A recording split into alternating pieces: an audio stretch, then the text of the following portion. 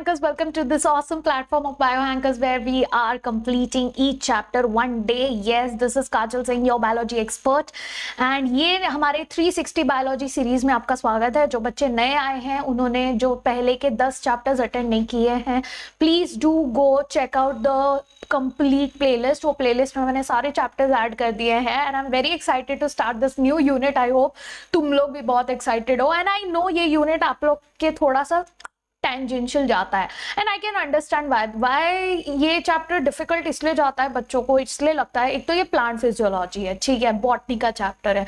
I know बहुत सारे बच्चे बॉटनी से बहुत खौफ खाते हैं, बट ट्रस्ट मी आज के बाद नहीं करोगे। यस, आज ये सेशन के बाद मैं गारंटी देके देती हूँ आपको इतना मजा आ जाएगा, आपको इतना कॉन्फिडेंस आ जाएगा बॉटनी पे कि हाँ यार मतलब समझ में आ गया। Yes, now why plant physiology वाले जो हमारे यूनिट है ये इतना डिफिकल्ट हमको इसलिए लगता है क्योंकि ये चैप्टर आपको तब तक इजी नहीं लगेगा, इसके क्वेश्चंस आपको तब तक इजी नहीं लगेंगे जब तक आपके फंडामेंटल्स एकदम क्रिस्टल क्लियर नहीं है। एंड मेरी गारंटी है आज सेशन के एंड तक बैठना, पूरा चैप्टर खत्म करना एंड फिर आपको समझेगा कि हाँ यार मतलब आज मजा आ गया, आज समझ में आ गया फोटोसिंथेसिस। यस, तो एक एक चीज मैं गारंटी के साथ बोल रहा हूँ, आपको सारी चीजें याद रहेंगी till the end of the session. Yes, और उसके बाद फटाक से जाके अपना एनसीईआरटी एक बार ओपन करके स्कैन करना and you know the process, right. तो जो बच्चे नए आए हैं please make sure that you subscribe to the channel and stay till the end of the session and also hit the bell icon everybody so that next video जब भी आएगा आपको नोटिफिकेशन मिल जाएगा, ठीक है। तो चलिए स्टार्ट करते हैं। फोटोसिंथेसिस चैप्टर है बहुत बड़ा, यस आई नो बहुत बड़ा चैप्टर है, बहुत सारी टेक्निकल चीजें हैं जो आपको समझनी है, बट आज मैं यही इतना बड़ा चैप्टर आप लोगों को करवाऊंगी मात्र 2.5 पेज में। यस, बोलोगे मैम क्या बात कर, क्या मजाक कर रही है। देखो हमारे हैंड रिटन नोट्स तैयार हो गए, ये आपका पहला पेज है, ये आपका दूसरा पेज है और ये आधा पेज। 2.5 पेज में आपका पूरा चैप्टर तैयार है। और अगर आप चाहते हैं कि इसका पीडीएफ आपको मिल जाए तो वो मैं टेलीग्राम चैनल पर शेयर कर देती हूँ जिसका लिंक डिस्क्रिप्शन में है, और you can directly go to the shareable link. एक और एक लिंक है जिसमें पूरे सारे पीडीएफ आपको साथ में मिल जाएंगे एक ही डॉक्यूमेंट में, ठीक है। तो सब लिंक्स आपको डिस्क्रिप्शन में मिल जाएगा, ओके। एंड मेक श्योर करिए कि आप अपने बाकी एस्पिरेंट्स, बाकी फ्रेंड्स, बाकी चैट ग्रुप्स को भी शेयर करें so that everyone can get benefit of this free platform, okay. चलिए शुरू करते हैं। Photosynthesis of higher plants. Yes, तो वैसे हमने प्लांट किंगडम एंड ऑल सारा चीज पढ़ लिया, प्लांट के बारे में जो पढ़ना था, सेल पढ़ लिया, सेल डिवीजन कैसा होता है वो पढ़ लिया हमने, सेल के कंपोनेंट्स पढ़ लिए बराबर, ये सारी चीजें, बायोमोलिक्यूल्स हमने पढ़ लिया, वो सारी चीजें कर ली। बट अब जो यूनिट्स चालू हो रहे हैं ना, फर्स्ट 3 यूनिट, जैसा आप लोग को याद होगा मैंने पिछले ही इसमें चैप्टर में बताया था जब हमने सेल डिवीजन किया कि अब तक जो 3 यूनिट्स थे वो बहुत अलग थे, उसमें बहुत सारी चीजें थी जो आपको समझनी थी, बहुत सारी चीजें थी जो आपको रट्टा मारनी थी। अब जो यूनिट चालू होगा, यस, अब फिजियोलॉजी का जो यूनिट चालू होगा, 4th है आपका प्लांट फिजियोलॉजी, 5th है आपका एनिमल फिजियोलॉजी, ह्यूमन फिजियोलॉजी। ये जब चैप्टर्स चालू होंगे तो ये चैप्टर्स क्लियर करने के लिए आपको अपने फंडामेंटल्स बहुत क्रिस्टल क्लियर रखने पड़ेंगे, यानी इसमें समझने वाली चीजें बहुत ज्यादा हैं। इसीलिए आई वुड सजेस्ट अपने फोन को जो है साइलेंट मोड पे डालो। यस, अगर कोई वाईफाई पे फ्लाइट मोड पे डाल के वाईफाई ऑन करके जो है कनेक्ट कर लो, यस, ताकि आपको कोई कॉल ना आए, कोई डिस्टर्बेंस ना हो। एकदम एंड ऑफ द सेशन तक एकदम सीधे स्पाइन सीधा करके बैठना, यस, और फोकस के साथ पानी वानी पी के एनसीईआरटी खोल के बैठना। ट्रस्ट मी, ये गारंटी के साथ मैं बोल रही हूँ, अगर ये नहीं हुआ तो मुझे चैट सेक्शन में लिख के चले जाना कि नहीं हम लोग को नहीं समझा। मैं इतना गारंटी के साथ बोल सकती हूँ, at the end of the session you will be very confident about this chapter, ठीक है। यस, चलिए, तो फोटोसिंथेसिस हमें पता है कि क्या होता है ना। फोटोसिंथेसिस क्या होता है, हमारे जो ग्रीन प्लांट्स होते हैं, yes we have studied that, कुछ ऐसे प्लांट्स होते हैं जो कि ऑटोट्रॉफिक होते हैं, जो खुद का खाना खुद से बनाते हैं। सो जो हमारे ग्रीन प्लांट्स हैं वो ऑटोट्रॉफ्स होते हैं, autotrophic mode of nutrition producers होते हैं वो, और वो फोटोसिंथेसिस के थ्रू प्रोडक्शन करते हैं, राइट। फोटोसिंथेसिस, अब ये जो है फोटोसिंथेसिस की वजह से हम भी जिंदा है। अब बोलोगे हम लोग थोड़ी फोटोसिंथेसिस करते हैं, बट जो वो प्लांट खाना बना रहा है वही खाना हम खाते हैं, है ना। आप प्लांट कोई जो है वेजिटेरियन हो, नॉन वेजिटेरियन हो, यस, और या फिर कोई हर्बीवोर एनिमल हो या कार्निवोर एनिमल हो, सब जो है उसी पे डिपेंडेंट है। कैसे, कार्निवोर का खाना है suppose let's say lion, lion का खाना है डियर, वो डियर को खाना कहाँ से मिलेगा, यस, प्लांट्स खाएगा, वो हर्बीवोर है। तो जब तक डियर को खाना नहीं मिलेगा, लायन को खाना नहीं मिलेगा, अगर डियर ने खाना खाना बंद कर दिया, प्लांट्स ही नहीं है, तो भाई कब तक जो है डियर जो है सर्वाइव करेगा, और अगर डियर सर्वाइव नहीं करेगा तो लायन कैसे सर्वाइव करेगा। सो पॉइंट इज कि ये पूरा द होल यूनिवर्स, यस, हम लोग सब लोग जो है, जितने लिविंग ऑर्गेनिज्म है, सारे के सारे इन प्रोड्यूसर्स पे डिपेंडेंट है। और वो प्रोड्यूसर्स क्या करके ये काम करते हैं, फोटोसिंथेसिस करके, यानी इतना ज्यादा इंपॉर्टेंट है ये photosynthesis. Yes, so this is an important physiochemical process. क्यों? दो मेजर रीजंस की वजह से ये इंपॉर्टेंट है। पहला, प्राइमरी सोर्स है आपका फूड ऑन अर्थ, यस, जैसा मैंने एक्सप्लेन किया। दूसरा कि ये ऑक्सीजन रिलीज करता है। यस, प्लांट्स जो है ऑक्सीजन रिलीज करते हैं, क्योंकि उनके लिए जब वो फोटोसिंथेसिस करते हैं, उनका जो है वो कार्बन डाइऑक्साइड ले लेते हैं, ऑक्सीजन दे देते हैं। हम क्या करते हैं, हम उसी ऑक्सीजन को लेते हैं और कार्बन डाइऑक्साइड देते हैं। यानी पहली बात तो वो हमको ऑक्सीजन दे रहा है, जिसके वजह से हमारा रेस्पिरेशन चल रहा है, बराबर। दूसरी बात, जो हम कार्बन डाइऑक्साइड छोड़ रहे हैं वो एटमॉस्फेयर में जमा नहीं होने दे रहा, उसको फिक्स करते जा रहा है वो। यस, वो कार्बन डाइऑक्साइड को कम करते जा रहा है। इसलिए आप देखोगे जब आप ग्रीनरी एरिया में जाते हो, जब बहुत ज्यादा ग्रीनरी होता है, उस एरिया में जब आप जाते हो, आपको से ठंडी हवा फील होती है। Yes, why? Because carbon dioxide जो है हीट भी ट्रैप करता है। तो जहां पर बहुत ज्यादा कार्बन डाइऑक्साइड होगा, एक एग्जांपल और, आप अगर अपना खिड़की विड़की सब बंद करके, डोर बंद करके बैठे हैं और वो रूम में बिल्कुल वेंटिलेशन नहीं है और बहुत सारे लोग हैं, एक पॉइंट के बाद सफोकेशन होने लगता है। क्यों? क्योंकि वेंटिलेशन नहीं है, तो कार्बन डाइऑक्साइड जमा होते जा रहा है, गर्मी भी होने लगेगी और थोड़ा सफोकेशन भी होने लगेगा, राइट? और इसीलिए जो है बहुत लोग अब इंडोर प्लांट्स भी रखते हैं। यस, क्यों? क्योंकि वो जो है आपका प्यूरिफाई करता रहेगा एयर। बेस्ट इंडोर प्लांट एक होता है स्नेक प्लांट। यस, वो जो है आपका बहुत ज्यादा जो है एयर को प्यूरिफाई करता रहता है, आपको ऑक्सीजन सप्लाई करता रहता है, ठीक है। But anyway, that's not the topic. Point is कि ये ग्रीन प्लांट्स क्या करते हैं, फोटोसिंथेसिस करके ये काम करते हैं। दो मेजर रीजन, इनका प्राइमरी सोर्स ऑफ फूड है और ये रिलीज करते हैं ऑक्सीजन। परफेक्ट, यस, ठीक है।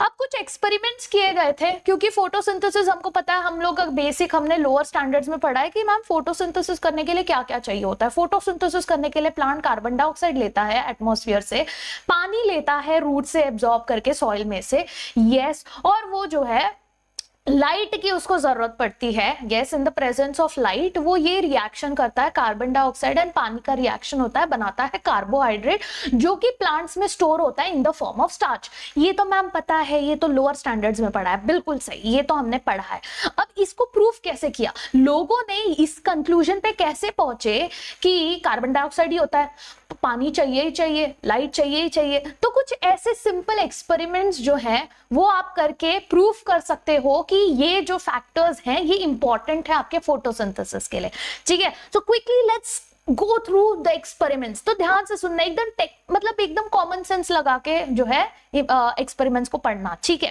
पहला एक्सपेरिमेंट था half leaf covered by black pepper, ठीक है। आपने लीफ लिया जो कि आपका जो है फोटोसिंथेसिस कर रहा है, उसको हाफ लीफ को कवर कर दिया आपने ब्लैक पेपर से। अब ब्लैक पेपर से कवर कर दिया तो इसके वजह से क्या हो गया, अब उधर लाइट नहीं है, यहाँ पर लाइट जो है हाफ लीफ जो कवर्ड है उधर लाइट नहीं आ रही, जहां पर हाफ लीफ जो है ओपन है वहां पर लाइट आ रही है, ठीक है। तो यहाँ पर लाइट आ रही है, यहाँ पर लाइट नहीं आ रही, ठीक। फिर क्या होगा, जहां पर लाइट नहीं है वहां पर जो है ऑब्वियस सी बात है फोटोसिंथेसिस नहीं हुआ, जिस मतलब कि उधर स्टार्च नहीं बना। और जब आप स्टार्च टेस्ट करोगे, जब आयोडीन डाल के स्टार्च टेस्ट करोगे तो ये जो है आपका ब्लू नहीं हुआ, वेयर एज जहां पर स्टार्च था वहां पर आपने जो है आयोडीन का हमको पॉजिटिव टेस्ट मिला, यानी यहां पर आपको पॉजिटिव स्टार्च टेस्ट मिलेगा जो कि कवर्ड नहीं था। यानी आप बता सकते हो जिस पार्ट ऑफ द लीफ में लाइट नहीं लगी, यस, वो जो है स्टार्च नहीं बनाया।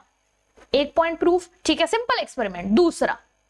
दूसरे एक्सपेरिमेंट में क्या किया, देखो ये आपका लिया टेस्ट ट्यूब, ठीक है। उस टेस्ट ट्यूब में आधा लीफ का पार्ट डाला, यस, इंटैक्ट है, आधा लीफ का पार्ट डाला और उसके अंदर डाला KOH एब्जॉर्ब्ड कार्बन डाइऑक्साइड का कॉटन, यानी कॉटन लिया और उसको KOH में डिप करके उसके अंदर डाला। अब now what is specification of KOH, क्यों डाला, KOH जो है सारा कार्बन डाइऑक्साइड जो है एब्जॉर्ब कर लेता है, ठीक है, सारा कार्बन डाइऑक्साइड एब्जॉर्ब कर लेता है।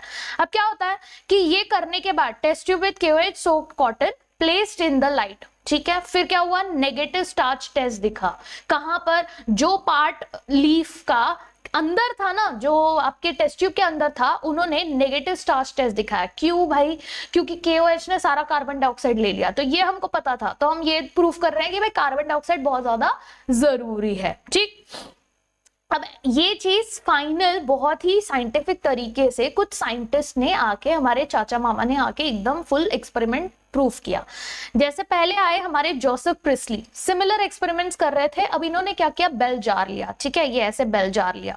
ओके, अब ये बेल जार लेके इन्होंने, अच्छा एक बात है, 1774 में यही वो साइंटिस्ट थे, यस, जिन्होंने ऑक्सीजन डिस्कवर किया था, बनाया नहीं था, डिस्कवर किया था कि हाँ एयर में ऑक्सीजन करके चीज होती है जो हम रेस्पायर करते हैं। ठीक है, तो जोसेफ प्रिस्ली ने 1770 में, यस, क्या किया था, बेल जार लिया था। यस, ध्यान से देखो, एक बेल जार में क्या किया उन्होंने, कैंडल रखा था। ठीक है, एक बेल जार में माउस को रखा। अब उन्होंने क्या देखा कि कुछ टाइम के बाद ये जो कैंडल है वो डिस्टिंग्विश हो गया, मतलब बुझ गया, नहीं जल पाया ज्यादा टाइम तक, और ये जो माउस था ना वो सफोकेट होने लगा, यस, तड़पने लगा वो, और एट द एंड अगर उसको बहुत ज्यादा टाइम तक रखा तो वो मर जाएगा। क्यों? क्योंकि उसको क्या नहीं मिल रहा था, ऑक्सीजन नहीं मिल रहा था। अब कैसे पता ये? क्योंकि ये जो कैंडल है, अब ये भी जलने के लिए, कोई भी चीज को आपको जलाना है तो आपको क्या चाहिए, ऑक्सीजन चाहिए। सिमिलरली ये जो एनिमल है, इसको रिस्पायर करने के लिए क्या चाहिए, ऑक्सीजन चाहिए।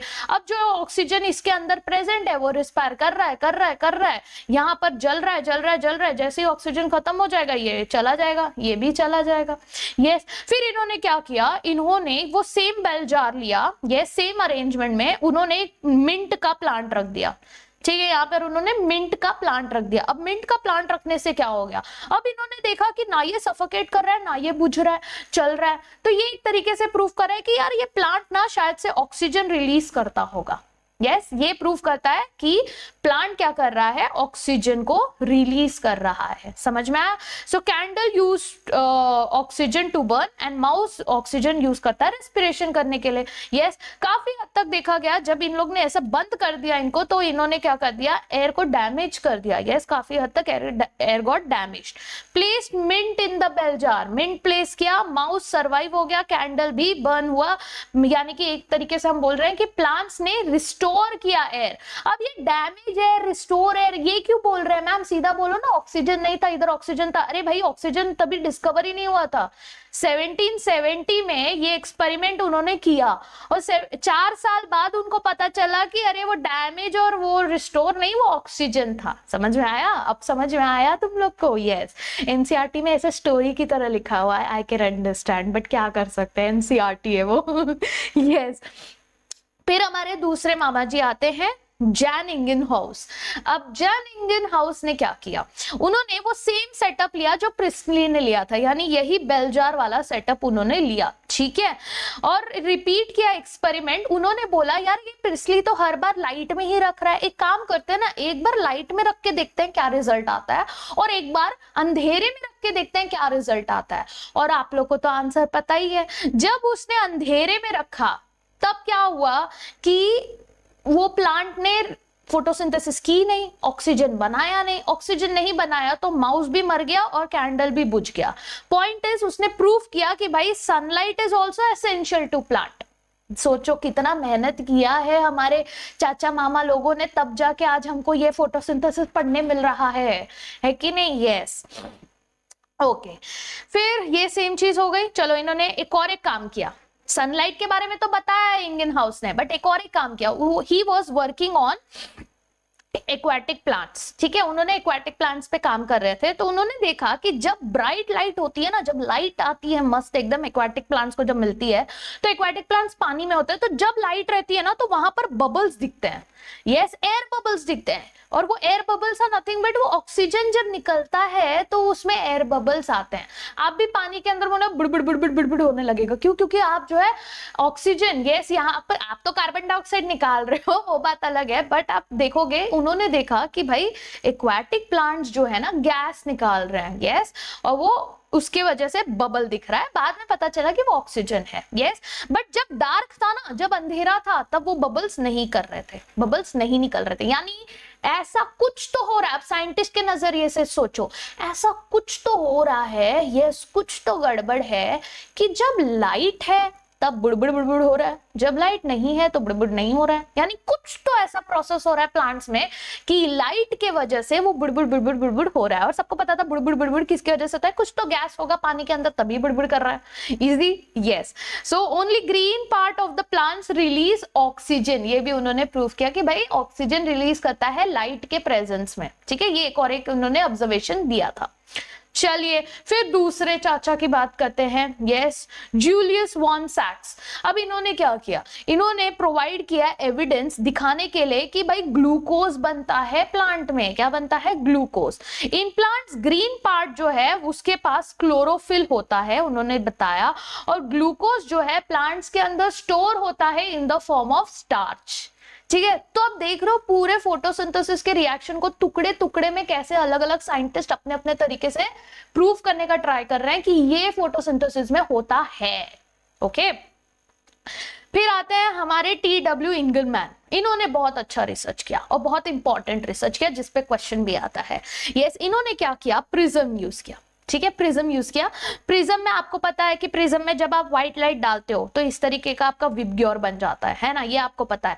व्हाइट लाइट डाला तो ये प्रिज्म में क्या हो जाता है, ये ऐसे अलग अलग इसमें बट जाता है, डिफ्रैक्ट हो जाता है और आपको ये विबग्योर मिल जाता है। यस, अब इन्होंने क्या किया, इसी विबग्योर पे इन्होंने एल्गे यूज किया, ठीक है। So what he did, he illuminated green alga Cladophora. Yes, Cladophora green alga इन्होंने यूज किया और उन्होंने उसको सस्पेंशन में रखा ऑफ एरोबिक बैक्टीरिया, ठीक है। यस, यूज टू डिटेक्ट आपका ऑक्सीजन। ये इन्होंने क्यों किया, क्यों एल्गे यूज किया, ऑक्सीजन डिटेक्ट करने के लिए। क्यों, क्योंकि ये जो बैक्टीरिया है ये वहां पर ही ग्रो होगा जहां ऑक्सीजन होगा, वहां ग्रो नहीं होगा जहां पे ऑक्सीजन नहीं होगा, ठीक। यस, तो इन्होंने एल्गा यूज किया, ग्रीन एल्गा क्लैडोफोरा। यस, उसको प्लेस किया in the suspension of aerobic bacteria which was used to detect oxygen. Bacteria, फिर देखा कि ये जो बैक्टीरिया था ना ये एक्यूमुलेट होने लगा in blue and red light. यानी जहां जहां ये जो ब्लू लाइट था और ये रेड लाइट, ये वाला जो वेवलेंथ था, यहां पर उन्होंने नोटिस किया कि सबसे ज्यादा जो है क्या बैक्टीरिया ग्रो कर रहा है, ठीक है। यस, तो समझो बहुत सारे बच्चों को इसमें कंफ्यूजन होता है कि किया क्या एग्जैक्टली। देखो दो अलग अलग चीजें, एक है ग्रीन एल्गा, ठीक है, क्लैडोफोरा ग्रीन एल्गे। यस, और उन्होंने एक सस्पेंशन रखा एरोबिक बैक्टीरिया का जिनको ऑक्सीजन की जरूरत होती है रेस्पिरेशन करने में, ठीक है। अब क्लैडोफोरा के ऊपर पूरा विबग्योर गिर रहा है, ठीक है, क्लैडोफोरा के ऊपर पूरा का विबग्योर गिर रहा है बट उसमें से वो जो एरोबिक बैक्टीरिया है ना सिर्फ वहीं पर ग्रोथ दिखा रहे हैं जहां पर आपका ब्लू एंड रेड लाइट है। तो वो एक तरीके से बता रहा है कि यार सारे जो आपके वेवलेंथ्स हैं लाइट के, हर वेवलेंथ एब्जॉर्ब नहीं करता, हर वेवलेंथ जो है आपके फोटोसिंथेसिस को प्रमोट नहीं करता। यस, कुछ कुछ ऐसे वेवलेंथ हैं जहां पर ज्यादा फोटोसिंथेसिस होता है, जहां पर ज्यादा ऑक्सीजन रिलीज होता है, जो प्रूफ किया ये एरोबिक बैक्टीरिया ने उस रीजन में ग्रो करके। समझ में आया? यस, यानी कि अगर मैं यहाँ पर पूरा का पूरा जो है एल्गे ग्रो कर रही हूँ, यस, यहाँ पर ये पूरा एल्गे ग्रो हो रहा है, तो वो विबग्योर के सिर्फ ब्लू और रेड वाले रीजन पे मुझे जो है बैक्टीरियल ग्रोथ मिल रहा है ज्यादा। तो एक तरीके से हम बोल सकते हैं कि एरोबिक बैक्टीरिया ये ब्लू और रेड वाले जोन में इसीलिए ज्यादा होगा, क्यों? क्योंकि रेड और ब्लू वाला जो जोन है वहीं पर सबसे ज्यादा क्लैडोफोरा ने क्या किया होगा, फोटोसिंथेसिस किया होगा।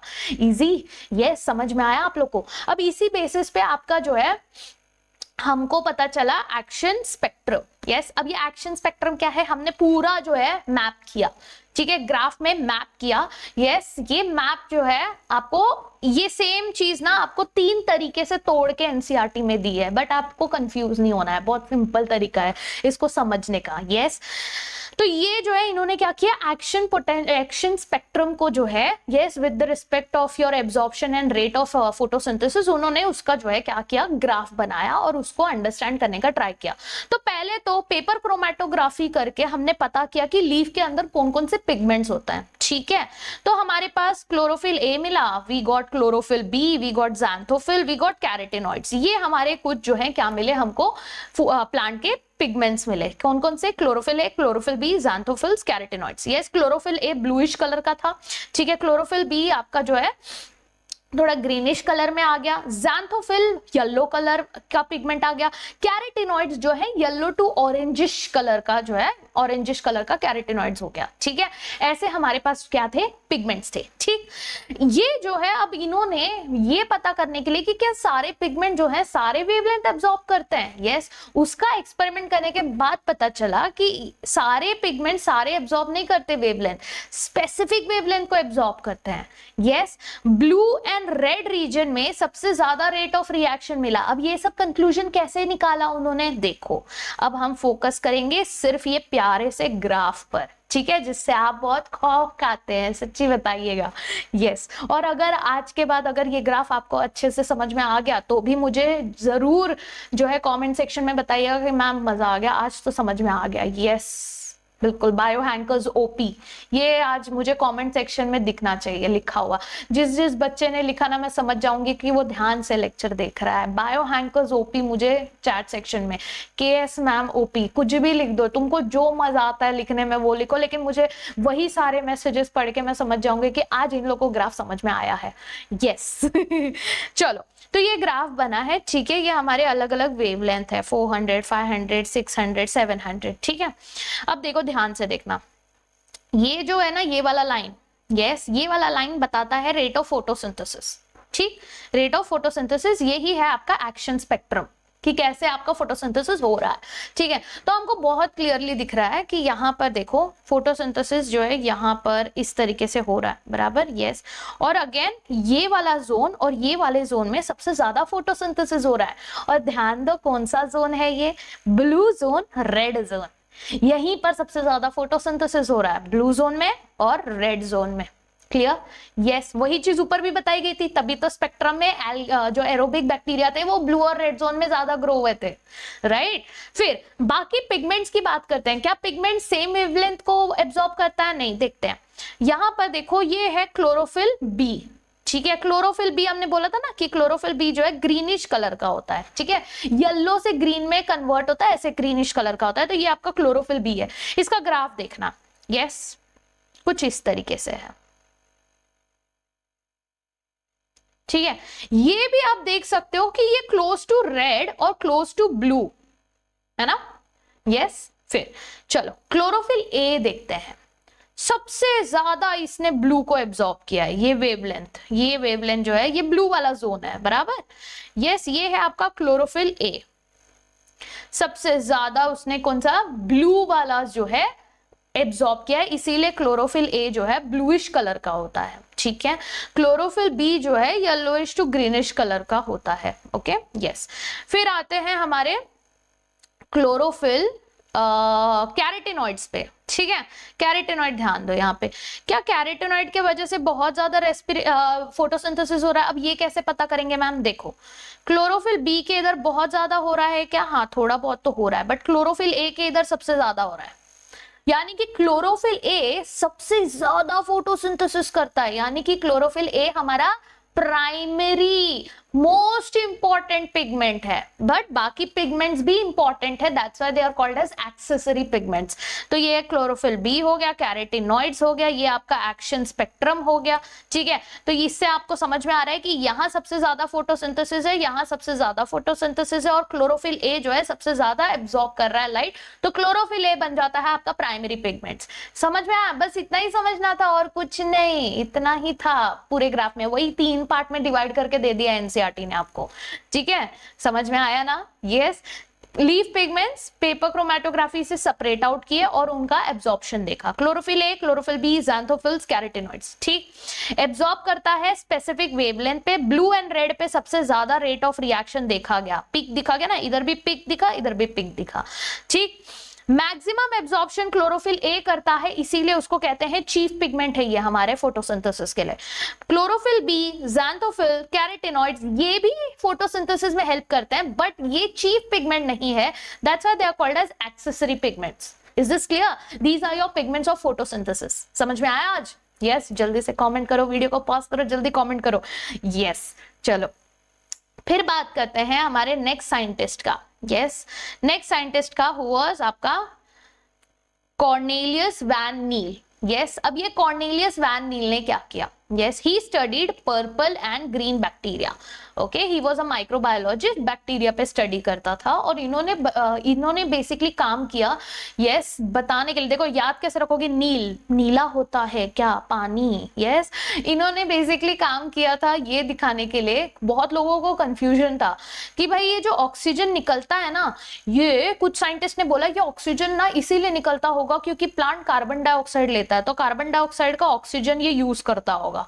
कुछ साइंटिस्ट ने बोला नहीं यार, पानी भी तो लेता है, तो पानी वाला ऑक्सीजन जो है ऑक्सीजन बन के निकलता होगा।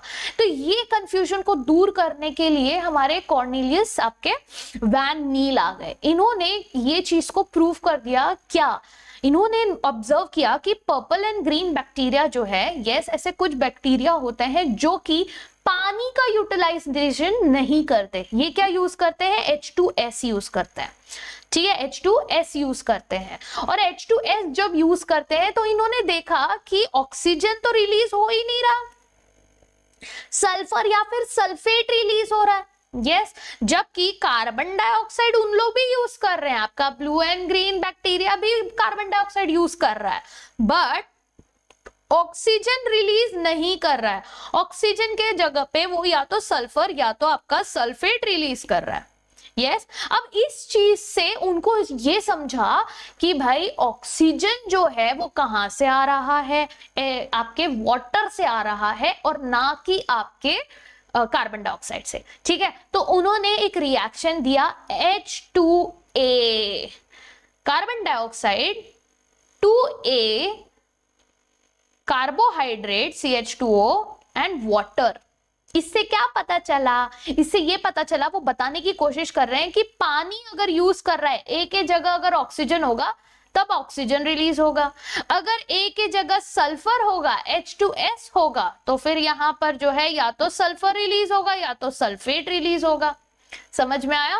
Yes, so he proved that water का सोर्स, अरे ऑक्सीजन का सोर्स कहां से है, आपका पानी है, ना कि carbon dioxide. Okay, demonstrated photosynthesis is a light dependent reaction. पहला तो ये किया कि भाई लाइट में ही ऐसा हो रहा है, लाइट नहीं है तो कुछ नहीं हो रहा है। दूसरा, hydrogen from oxidation compound reduces carbon dioxide to carbohydrate.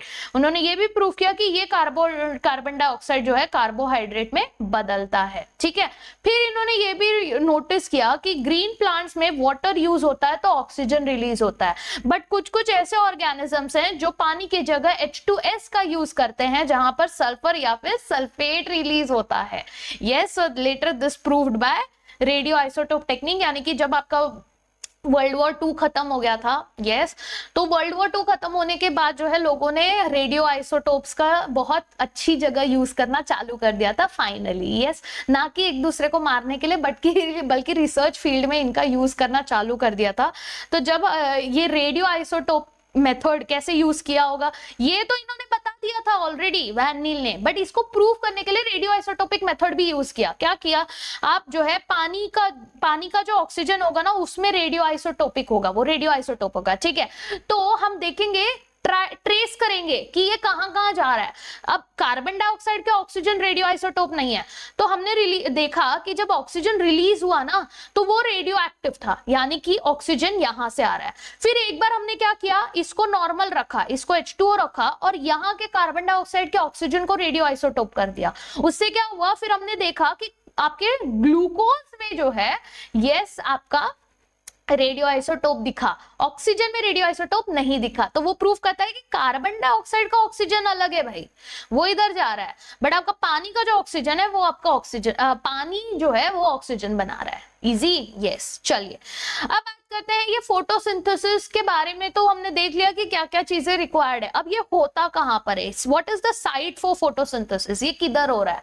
तो हमने पिछले ही चैप्टर में, हमारा जो चैप्टर था सेल का, उसी में हमने पढ़ लिया था कि भाई फोटोसिंथेसिस किधर होता है, हमारे green parts of the plants में होता है, not just leaf but green parts of the plant में होता है, जिनके पास क्लोरोप्लास्ट होता है। और ये क्लोरोप्लास्ट के अंदर क्या होता है, क्लोरोफिल होता है, राइट। इसका स्ट्रक्चर भी हमने बहुत डिटेल में जो है सेल चैप्टर में कर लिया था। फिर भी अगर किसी ने नहीं देखा है, क्विक रिवीजन मारते हैं, ठीक है। डबल मेम्ब्रेन है, देखो, एक मेम्ब्रेन और ये बाहर का मेम्ब्रेन। यस, इनके अंदर डिस्क जैसा क्या है, थाइलाकोइड, और ये थाइलाकोइड ऐसा स्टैक बनाता है जिसको कहते हैं ग्रैनम, और ढेर सारा है तो ग्रैना। ये ग्रैना इधर कनेक्टेड है किससे, स्ट्रोमल लैमिले से। यस, और यहां पर जो बचा हुआ जो है, yes that is your stroma. Yes, that is your stroma, this is your stromal lamellae, और ये है आपका ग्रैना। ठीक है, तो आपका जो क्लोरो, अगर आप किसी ने मिस आउट किया है, नहीं देखा है सेल चैप्टर, तो please go and watch your cell chapter. ठीक है, सो ये ग्राना, स्ट्रोमल लैमिले और ये स्ट्रोमा, ये तीन चीज बनाते हैं आपका मेम्ब्रेनस सिस्टम ऑफ क्लोरोप्लास्ट। ठीक है, यहीं पर जो है मेन आपका काम होता रहता है, किसका, फोटोसिंथेसिस का। ठीक है, कैसे इनका काम है, ये लाइट को ट्रैप करता है, सनलाइट को ट्रैप करता है और उसको कन्वर्ट करता है एटीपी में और NADPH में। यस, अब यही एटीपी और ये NADPH है जो हमको जो है बाद में एनर्जी देता है, यही जो है बहुत इंपॉर्टेंट है। यस, ये एटीपी और NADPH जो है फर्दर यूज होता है। आप बोलोगे मैम एटीपी थोड़ी बनाना था, हमने तो स्टार्च बनाना था ना, खाना बनाना था ना, तो एटीपी NADPH क्या करेंगे, क्योंकि यही एटीपी और यही NADPH जो है फर्दर आपके बायोसिंथेटिक प्रोसेस में जाता है और बायोसिंथेसिस करके आपका खाना बनाता है, यानी ग्लूकोज स्टार्च बनाता है। समझ में आया? यस। अब ये सब प्रोसेस करने के लिए दो तरीके के रिएक्शन होते हैं, एक होता है लाइट रिएक्शन, एक होता है डार्क रिएक्शन। क्या इसका मतलब मैम लाइट रिएक्शन लाइट में होता है? बिल्कुल हाँ। क्या इसका मतलब ये है कि डार्क रिएक्शन अंधेरे में होता है? ना ना ना ना, no no no no no, ऐसा कुछ कंपल्शन नहीं है, ये बाय डिफॉल्ट ऐसा नाम रख दिया। ये लाइट रिएक्शन तो बिल्कुल सही है कि लाइट में ही होता है, क्यों, क्योंकि दे आर लाइट डिपेंडेंट, इनको लाइट चाहिए होती है। बट जो डार्क रिएक्शन है ये लाइट डिपेंडेंट नहीं है, ये जो है लाइट रिएक्शन के प्रोडक्ट्स पर डिपेंडेंट है। मतलब ये लाइट रिएक्शन जो एटीपी और NADPH बना रहा है ना, डार्क रिएक्शन उसको यूज करके रिएक्शन आपका कार्बोहाइड्रेट बनाता है। समझ में आया? यानी यहां पर आपके एटीपी और NADPH बनेगा और ये एटीपी NADPH को यूज करके ये डार्क रिएक्शन बायोसिंथेसिस करेगा, यानी आपका स्टार्च बनाएगा, आपका ग्लूकोज बनाएगा। समझ में आया सबको? यस। तो लाइट रिएक्शन जो है कहां हो रहा है? थाइलाकोइड मेम्ब्रेन के अंदर हो रहा है, क्योंकि थाइलाकोइड मेम्ब्रेन पे ही आपके क्या प्रेजेंट है? पिगमेंट्स भी प्रेजेंट है, थाइलाकोइड मेम्ब्रेन पे आपके एंजाइम्स भी प्रेजेंट है। यस, लाइट ड्रिवन है, यानी लाइट पर डिपेंडेंट है और एटीपी और NADPH बना रहे हैं।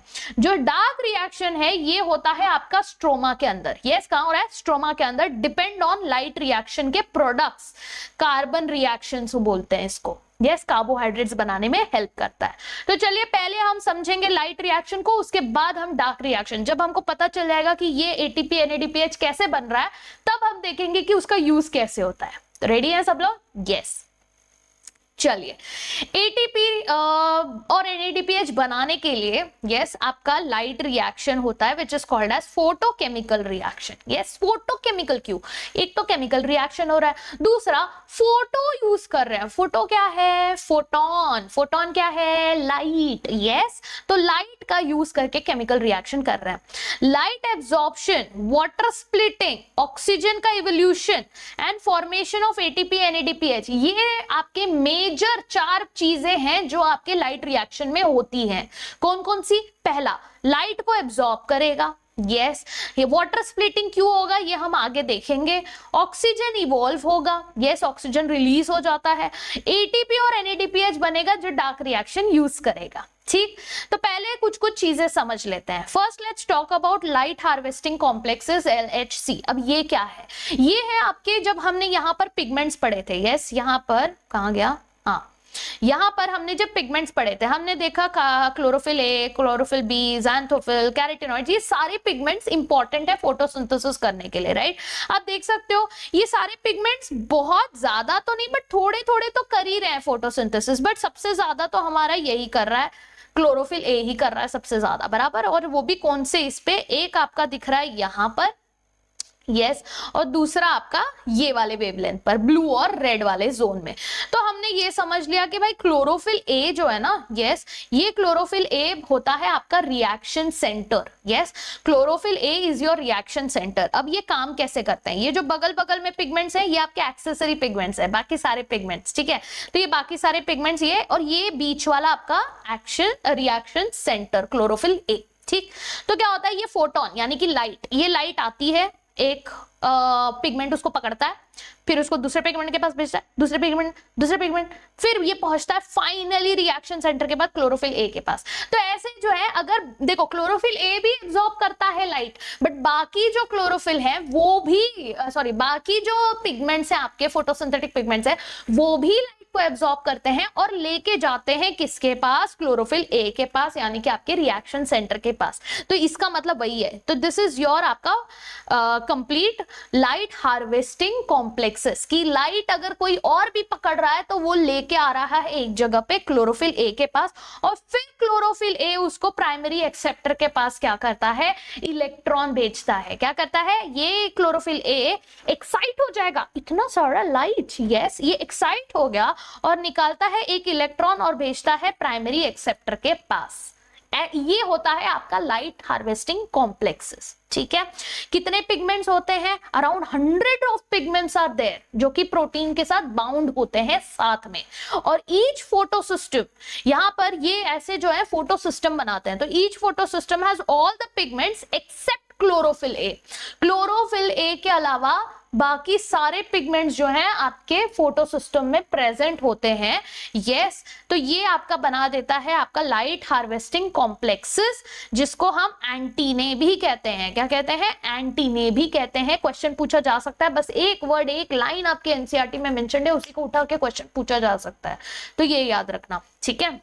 ओके चलिए, अब ये फोटो सिस्टम की जो बात हुई थी, तो दो तरीके के फोटो सिस्टम है हमारे पास, कितने, दो। एक है फोटो सिस्टम 1, एक है फोटो सिस्टम 2।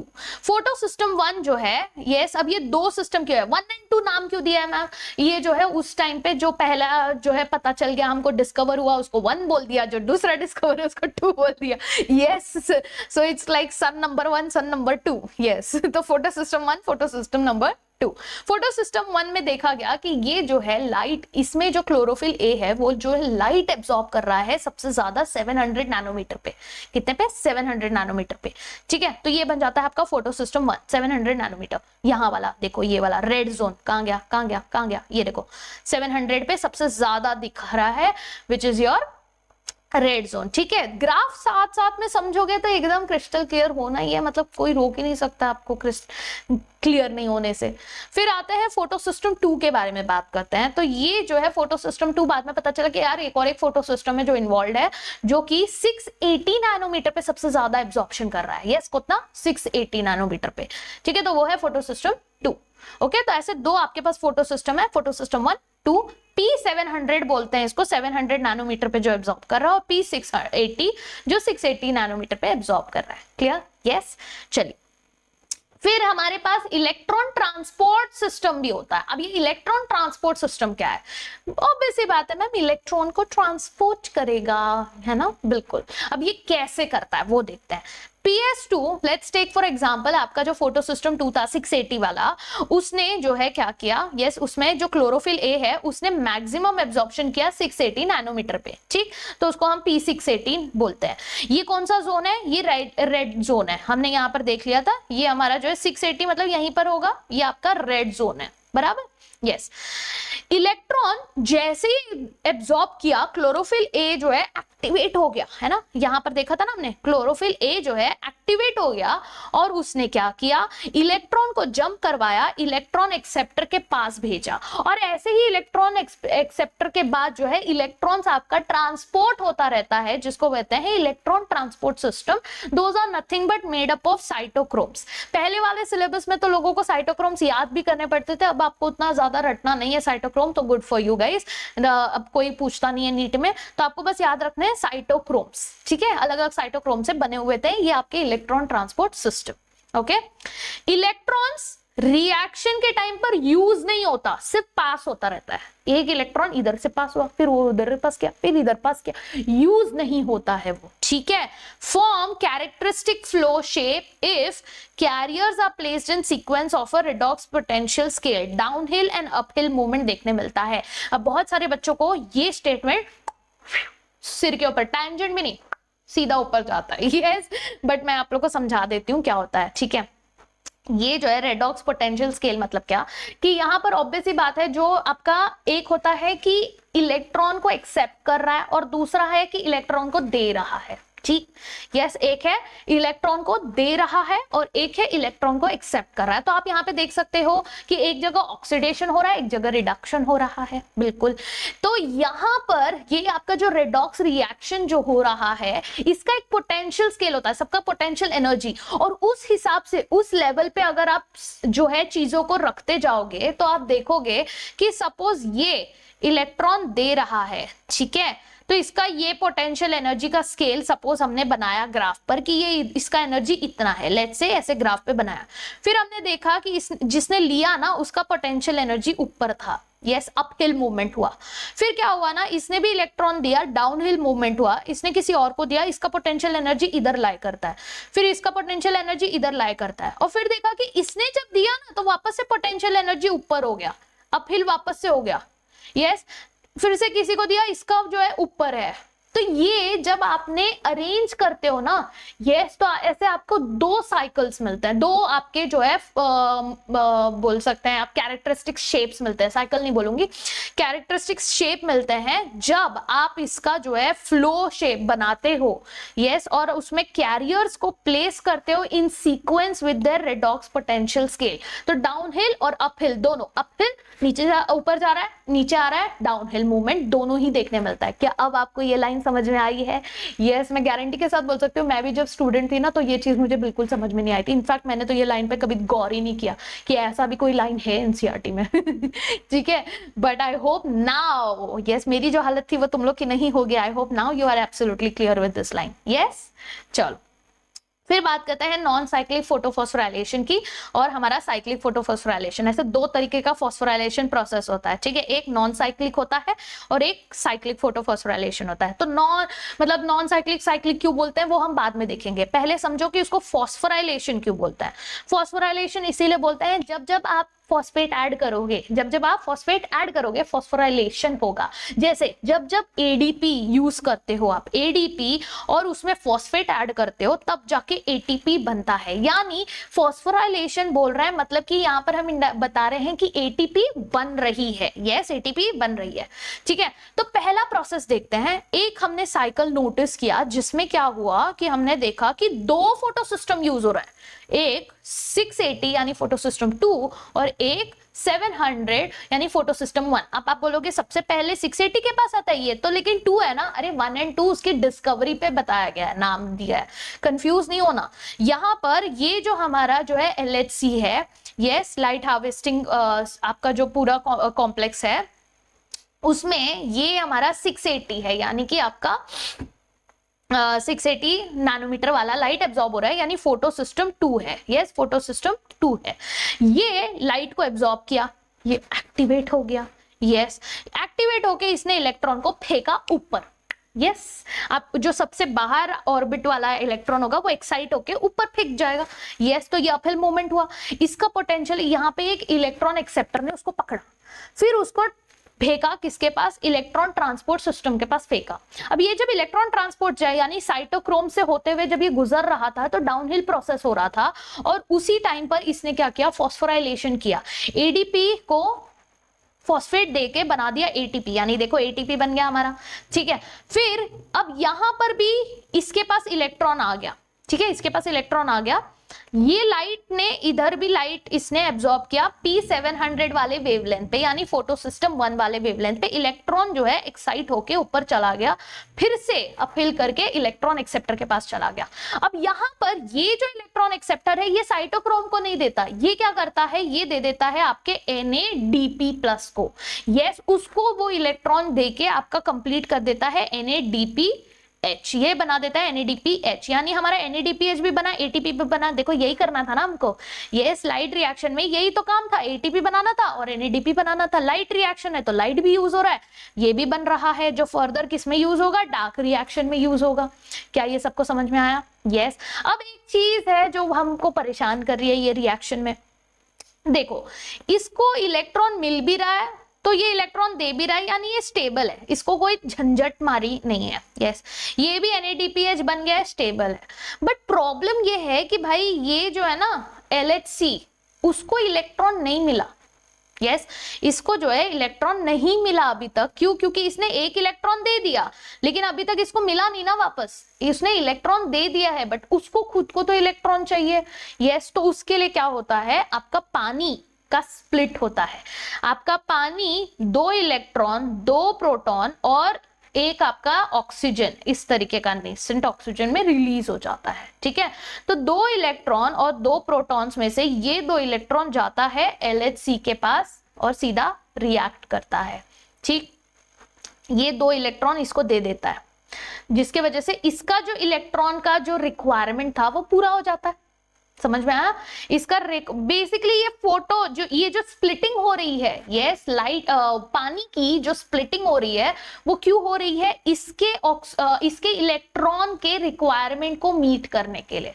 और अगर आप देखोगे इसका जब हमने ये बनाया शेप, यस, ये किस बेसिस पे है, हमने पढ़ा था ना, रेडॉक्स बेसिस पे, उसके जो पोटेंशियल स्केल है उस बेसिस पे है। तो आपको क्लियरली यहां पर दिख रहा है कि ये Z शेप बना रहा है, बराबर, ये Z शेप बना रहा है, इसीलिए हम इसको Z scheme of light reaction भी कहते हैं।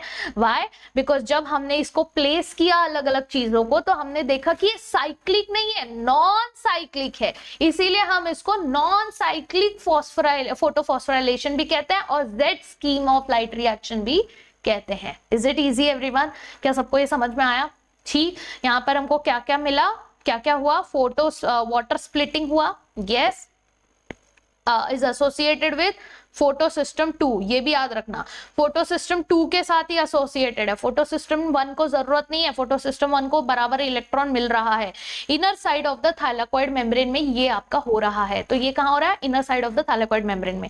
2 वाटर प्लस 4H, अब ऑब्वियसली बात है ये तो अनस्टेबल है ना, तो यहाँ पे 2 water plus 4H plus O2 and ये इस तरीके से आपका ऑक्सीजन भी इवॉल्व होता है। यानी देखो ये भी बन गया, ऑक्सीजन निकल जाएगा, गैस, और ये इलेक्ट्रॉन जो कि आपका फोटो सिस्टम के पास चला जाएगा। समझ में आया? Yes, easy PG. तो हमारा ये नॉन साइक्लिक मेथड भी हो गया। फिर बात करते हैं साइक्लिक फॉस्फोराइलेशन की। ठीक है, साइक्लिक फॉस्फोराइलेशन में क्या हो रहा है, यहां पर भी हमारा P700 है, फोटो सिस्टम 1 है, 2 नहीं है।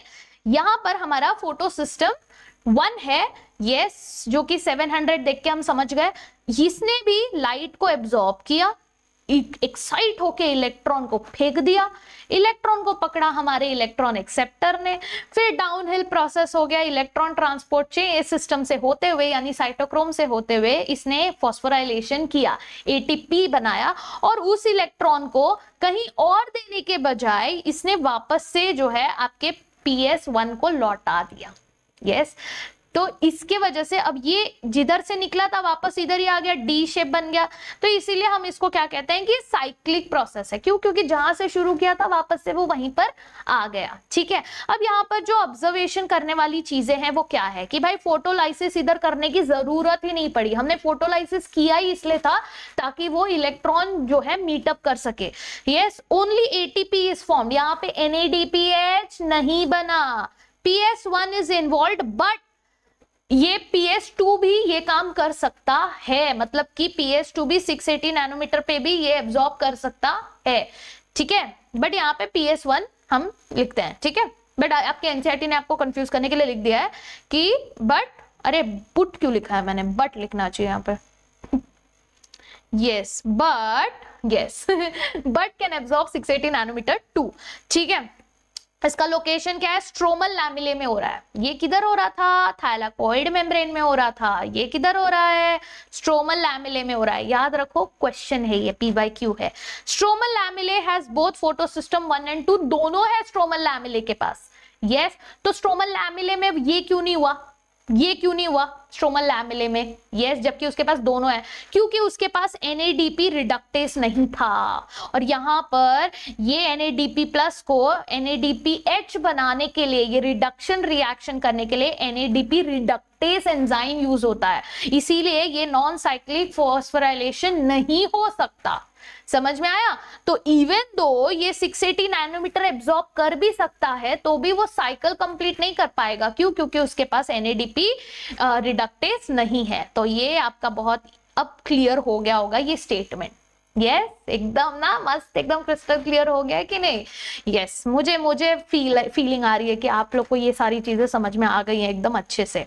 ठीक है, तो चलो लाइट रिएक्शन तो हमने समझ लिया। ओके, अब ये क्वेश्चन आता है कि ये जो मैम आप बोल रहे हो ATP बन गया, इधर भी बोल दिया ATP बन गया, ये ATP बना कैसे, हुआ क्या कि ATP बन गया फटक से? मतलब ठीक है, ट्रांसपोर्ट सिस्टम से होते हुए जा रहा है, बट क्या हुआ एग्जैक्टली जिसके वजह से ATP बन गया, कैसे बना? यस, तो उसके लिए हमारे पास एक थ्योरी है, केमियोस्मोटिक हाइपोथेसिस। यस, केमियोस्मोटिक हाइपोथेसिस अगर आपको समझ में आ गया, ये भी बच्चे बहुत डरते हैं इससे, पता नहीं क्यों बहुत डरते हैं, खौफ खाते हैं कि ये क्या है, अजीब सा डायग्राम है, कुछ समझ में नहीं आता। बहुत सिंपल है, बताओ, दो चीजें बस याद रखनी है। पहला, केमियोस्मोटिक हाइपोथेसिस में हुआ क्या, ये थाइलाकोइड का मेम्ब्रेन है। ठीक है, सिंपल चीज, सिंपल लैंग्वेज में बता रही हूँ।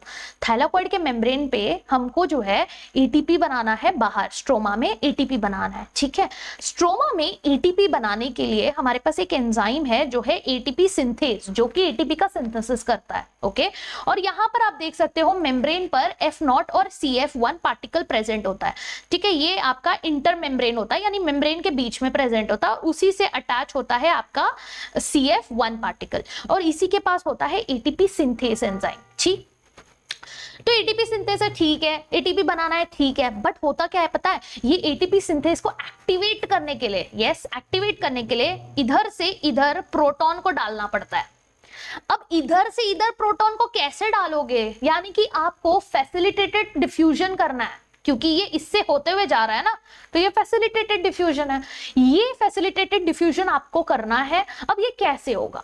यस, क्वेश्चन है कि ATP सिंथेस को एक्टिवेट करना है, जिसके वजह से ATP बनेगा, और वो एक्टिवेट करने के लिए आपको प्रोटॉन को इसके द्वारा बाहर भेजना है, डिफ्यूजन करवाना है। अब हमें पता है भाई डिफ्यूजन कब होता है, तभी होता है जब यहाँ एक ग्रेडियंट बनता है हाई टू लो। जब तक ये हाई टू लो वाला ग्रेडियंट नहीं बनेगा, यस, इलेक्ट्रोकेमिकल पोटेंशियल ग्रेडियंट नहीं बनेगा, तब तक डिफ्यूजन होगा नहीं। तो अब काम ये है कि अब ये जो ऊपर का जो है ना, ये जिससे आप लोग खौफ खाते हो, ये इतना मेहनत किया इसीलिए ताकि ये ATP सिंथेस को एक्टिवेट कर सके, और ये ATP सिंथेस को एक्टिवेट करने के लिए ये प्रोटॉन को इधर भेज सके, जिसके लिए हमने क्रिएट किया आपका इलेक्ट्रोकेमिकल ग्रेडियंट। ये अंदर थाइलाकोइड के अंदर जो ल्यूमेन होता है, वहां पर हमने डाला हाई हाइड्रोजन कॉन्सेंट्रेशन करना। आप कैसे करोगे, हाइड्रोजन डालोगे उसके अंदर? नहीं, रिएक्शंस होते हैं जिसकी वजह से हाइड्रोजन हाई हो जाता है। तो यहाँ पर ल्यूमेन के अंदर हाइड्रोजन का हाई कॉन्सेंट्रेशन होगा, स्ट्रोमा के अंदर हाइड्रोजन का लो कॉन्सेंट्रेशन होगा। इजी। चलो अब देखते हैं ये हाइड्रोजन का कॉन्सेंट्रेशन ल्यूमेन के अंदर हाइड्रोजन बढ़ाया कैसे, यानी हाइड्रोजन नहीं, प्रोटॉन बढ़ाया कैसे। ठीक है, तो ल्यूमेन के अंदर हमको H+ प्रोटॉन जो है बढ़ाना है, हाइड्रोजन बोल रही हूं मैं बार बार, सॉरी, प्रोटॉन। ठीक है, प्रोटॉन बढ़ाना है। चलिए, हुआ क्या, यहां लाइट आया। ठीक है, लाइट आने से ये आपका PS2 इधर प्रेजेंट है मेम्ब्रेन पे। ठीक है, ये PS2 ने क्या किया, इलेक्ट्रॉन रिलीज किया, वही जैसा एक्टिवेट होकर रिलीज करता है, इलेक्ट्रॉन रिलीज किया। अब बट डिफरेंस क्या होगा, यहां पर जो इसने इलेक्ट्रॉन निकाला ना, वो उसने एक इलेक्ट्रॉन एक्सेप्टर को देने के बजाय उसने दे दिया एक हाइड्रोजन एक्सेप्टर को, प्लास्टोक्विनोन हाइड्रोजन एक्सेप्टर को दे दिया। अब उसके वजह से क्या हुआ, ये जो है ट्रांसपोर्ट जो हो रहा है, उसके वजह से इसने प्लास्टोक्विनोन ने स्ट्रोमा से हाइड्रोजन को अंदर ले लिया। ठीक है, स्ट्रोमा से हाइड्रोजन को अंदर लिया और ये बन गया PQH2। ठीक है। अब ये PqH2 प्लास्टोक्विनोन जो है रेड्यूस हो गया, जिसमें से H+ जो प्रोटॉन्स है वो रिलीज हो गए और उसने इलेक्ट्रॉन्स को आगे कर दिया। ठीक, पहले भेजा साइटोक्रोम के पास, ये रट्टा नहीं मार रहा है आपको, देखो इसने इलेक्ट्रॉन भेज दिया, प्रोटॉन को स्ट्रोमा के अंदर डाल दिया। ठीक, यहां पर आपका एक साइटोक्रोम B6F है, यस, उसने क्या किया, ये प्लास्टोसाइनिन के पास भेजा, यस, प्लास्टोसाइनिन से ये इलेक्ट्रॉन गया आपका PS सिस्टम 1 के पास, इलेक्ट्रॉन, क्योंकि प्रोटॉन तो इधर आ गया ल्यूमेन के अंदर, उसका काम हो गया, ये इलेक्ट्रॉन ट्रांसपोर्ट हो रहा है। अब PS1 के पास आने के बाद PS1 को चाहिए लाइट, तभी वो इलेक्ट्रॉन को आगे फेंकेगा, तो फिर से PS1 ने लाइट जो है लिया और PS1 ने इलेक्ट्रॉन को आगे भेजा। FD FNR क्या ये रटना है? नहीं, ये सिर्फ ट्रांसपोर्ट सिस्टम है। यस, इसके पास जाने के बाद यहाँ पर देखो, यहाँ पर ये क्या हो रहा है, ये आपके इधर ही हो रहा है, ठीक है, मेम्ब्रेन पे ही हो रहा है ये सारी चीजें, ठीक है, ऐसे होते होते जा रहा है, जिसके वजह से आपका NADP+ NH+ वापस से ये H+ स्ट्रोमा से ही लेता है, यानी स्ट्रोमा से फिर से एक प्रोटॉन कम और NADPH बनाता है। ठीक है, तो ध्यान दो, वापस से NADPH तो बन गया भैया, NADPH बन गया, H+ स्ट्रोमा से कम हो गया, यस, यहां से भी स्ट्रोमा से H+ कम हो गया, यहां पर H+ बढ़ गया, यस, यहां पर भी देखो, ये फोटो सिस्टम टू फोटोलाइसिस भी तो करता था ना, वही फोटोलाइसिस जब उसने किया तो वापस से प्रोटॉन बना, यानी भर भर के यहाँ पर इधर से भी आया, इधर से भी आया, प्रोटॉन एकदम बढ़ गया। यस, तो यहाँ पर प्रोटॉन का कॉन्सेंट्रेशन था हाई और यहाँ पर हो गया कम। क्यों कम हुआ? क्योंकि इसने भी कम किया, इसने भी कम किया। समझ में आया? यस। अब ये कॉन्सेंट्रेशन ग्रेडियंट बनने के बाद क्या हुआ, प्रोटॉन ने मारा मस्त फैसिलिटेटेड डिफ्यूजन किया, F0 से होते हुए गया CF1 के पास, ATP सिंथेस को किया एक्टिवेट, जिसने ADP एंड आपका इनऑर्गेनिक फॉस्फेट को मिलाकर फॉस्फोराइलेशन करके बनाया ATP, और इसी तरीके से ये ATP बना which was later used in biosynthetic reaction, यानी कि यही ATP, यस, यही NADPH और यही ATP जो है किधर यूज होता है, बायोसिंथेटिक रिएक्शन, यानी कि डार्क रिएक्शन। यहां पर आपका लाइट रिएक्शन खत्म हो जाता है। अब समझाइए क्या हुआ? यस, आई होप समझ में आया। नहीं समझा, एक बार रिवाइंड करके वापस से सुन लेना, एकदम क्रिस्टल क्लियर हो जाएगा। यस, चलिए, तो देखो क्या क्या ऑब्जर्वेशन थे। पहला, यहां पर हमने ऑब्जर्व किया कि वाटर स्प्लिट हो रहा है भैया। यस, ध्यान दो, वाटर स्प्लिटिंग हो रहा है इनसाइड ऑफ द मेम्ब्रेन की वजह से, यानी ल्यूमेन के अंदर वाटर स्प्लिटिंग हो रहा है, जिसकी वजह से प्रोटॉन बढ़ रहा है। Electron move through PS, yes, photo system से जो इलेक्ट्रॉन मूव हो रहा है वो प्रोटॉन रिलीज कर रहा है। Yes, proton transported across membrane, primary acceptor of electron यहाँ पर कौन है, इलेक्ट्रॉन एक्सेप्टर के बजाय हाइड्रोजन कैरियर है, जो कि मूव करने के लिए स्ट्रोमा से हाइड्रोजन ले लेके अपना काम कर रहा है। ठीक है, तो ये ध्यान रखना, ये इसलिए मैंने ये येलो में लिखा है, ध्यान से देखो। प्राइमरी एक्सेप्टर कौन था इलेक्ट्रॉन का, हाइड्रोजन कैरियर, फोटोसाइनिन यहाँ पर प्लास्टोक्विनोन यहाँ पर एग्जांपल दिया है। ठीक है, फिर NADP रिडक्टेस स्ट्रोमल साइड में प्रेजेंट होता है, कहां पे, इधर स्ट्रोमा में NADP रिडक्टेस प्रेजेंट है एंजाइम, जिसके वजह से वो H+ स्ट्रोमा से ले लेता है और NADPH बनाता है, यानी ये भी स्ट्रोमा से H+ प्रोटॉन को कम कर रहा है। Yes, proton gradient across thylakoid membrane बन गया। अब ये ग्रेडियंट कैसे ब्रेक होगा, ATP सिंथेसिस करके। वो कैसे होगा, वो जाएगा CF0 के पास, फिर CF0 से CF1 के पास, ATP सिंथेस एक्टिवेट हो जाएगा, ADP से बन जाएगा ATP, एंड इसको हम फैसिलिटेटेड डिफ्यूजन कहते हैं। Yes, trans membrane channel CFO से ये होते हुए बाहर निकलता है। समझ में आया? Yes, I hope now you guys must be एकदम crystal clear about chemiosmotic hypothesis. Yes, जल्दी से thumbs up देके, although मुझे पता है इसके पहले भी तुम लोग कमेंट कर चुके हो, I know, I trust you guys, but फिर भी yes, एक बार बोल दो कि chemiosmotic hypothesis crystal clear. Yes, चलो अब ये हमारा लाइट रिएक्शन हो गया खत्म, आधा चैप्टर से ज्यादा हो गया खत्म। अब यही थी चीजें जो आपको समझ में नहीं आती थी, अब इजी इजी चीजें। अब क्या होगा, ये एटीपी हमारे पास आ गया है, NADPH हमारे पास आ गया है, अब इसको बस यूज करके कार्बोहाइड्रेट बनाना है, काम खत्म।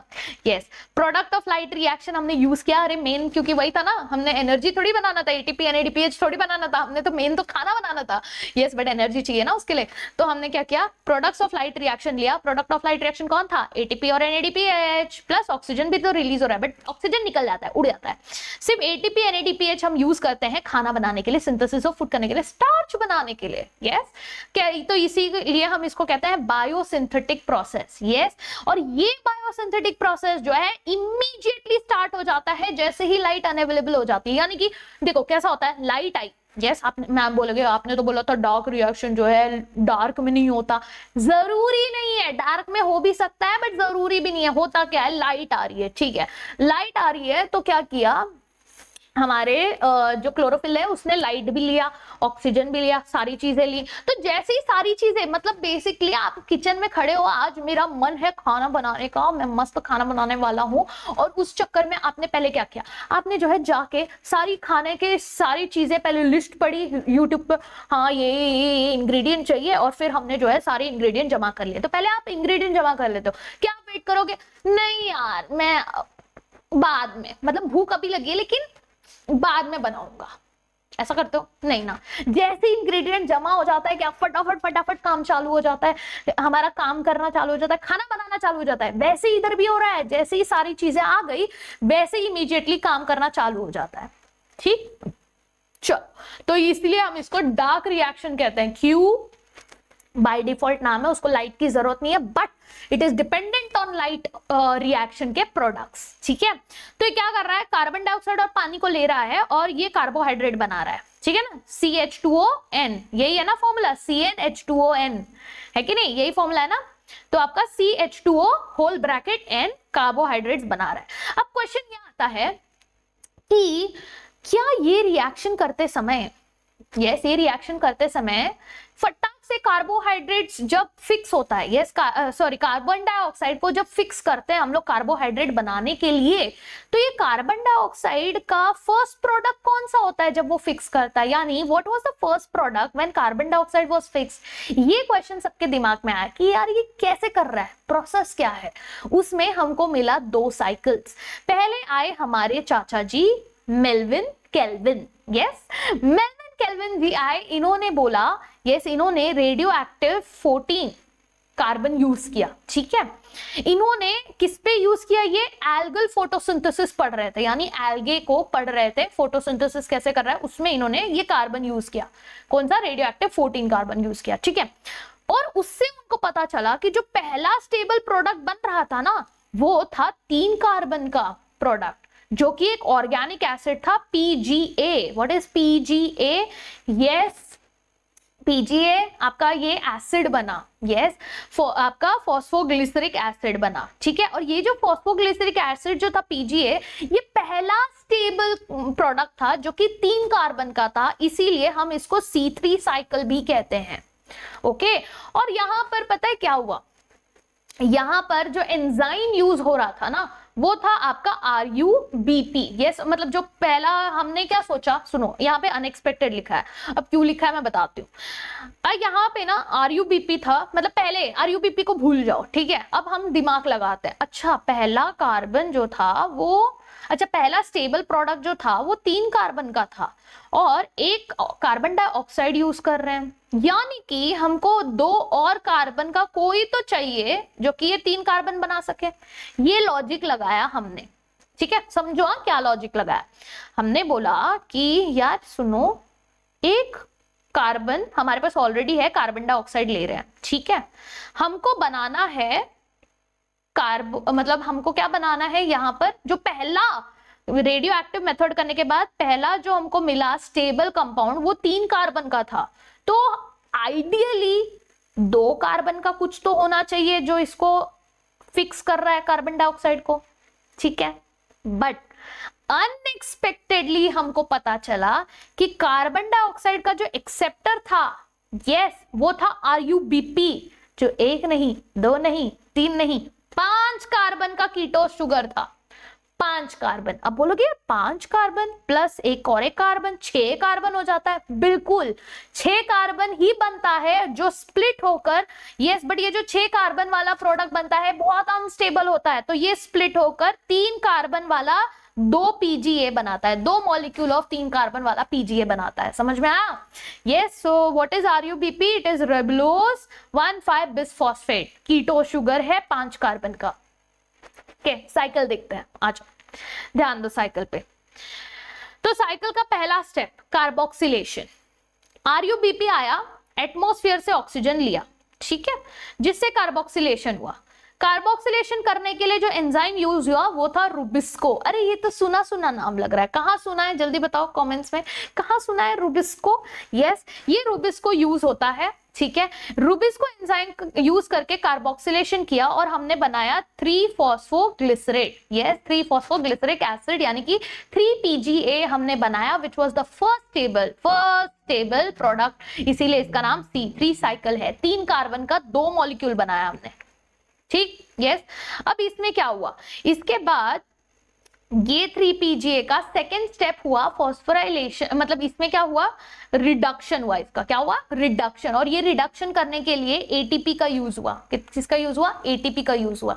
ओके, तो यहाँ पे ध्यान दो, एक रुबिस्को आरयूबीपी, ठीक है, रिबुलोज बिसफॉस्फेट, यस, आरयूबीपी एक यूज किया, एक कार्बन डाइऑक्साइड यूज किया, इसने बनाया 2 फॉस्फोग्लिसरिक एसिड, बराबर। अब एक फॉस्फोग्लिसरिक एसिड के लिए एक एटीपी लगा, ऐसे 2 फॉस्फोग्लिसरिक एसिड के लिए 2 मॉलिक्यूल्स लगा। कैलकुलेट करते जाओ, आगे मैं बताऊंगी, ठीक है। अब इसने रिडक्शन किया, यहां पर आपका ADP plus pi plus NADP plus बन गया, क्यों? क्योंकि इसमें से रिडक्शन हुआ, ठीक।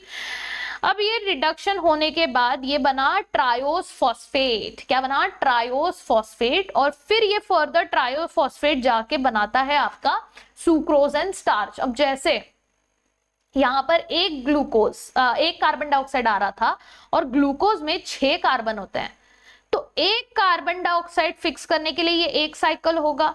यस, वैसे ही 6 साइकिल करने पड़ते हैं हमने ये 6 कार्बन को फिक्स करने के लिए। समझ में आया? यस, इतने बार होता है। फिर इसका अब देखो, ये आरयूबीपी जो है ना, ये बहुत ही इंपॉर्टेंट है। यस, क्योंकि यही है कार्बन डाइऑक्साइड को फिक्स करने वाला। तो इसका नेक्स्ट स्टेप है कि इसको रीजनरेट किया जाता है, जिसके लिए वापस से एक एटीपी का यूज किया जाता है। तो रीजनरेट करने के लिए फिर से एक एनर्जी की कुर्बानी दी जाती है एटीपी मॉलिक्यूल की, जो एडीपी बन जाता है। और फिर ये जो ट्रायोस फॉस्फेट था, उसको फिर बाद में हम लोग उसमें से सुक्रोज, स्टार्च, वो सब बना लेते हैं और बचे हुए को वापस से रीजनरेट करके आरयूबीपी बना देते हैं।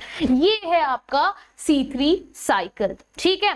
अब ऑब्जर्वेशंस क्या क्या है वो देखते हैं, ठीक है, ऑब्जर्वेशंस पढ़ते हैं। इसके लिए जो एंजाइम यूज होता है वो है rubisco. Why is it called as Rubisco?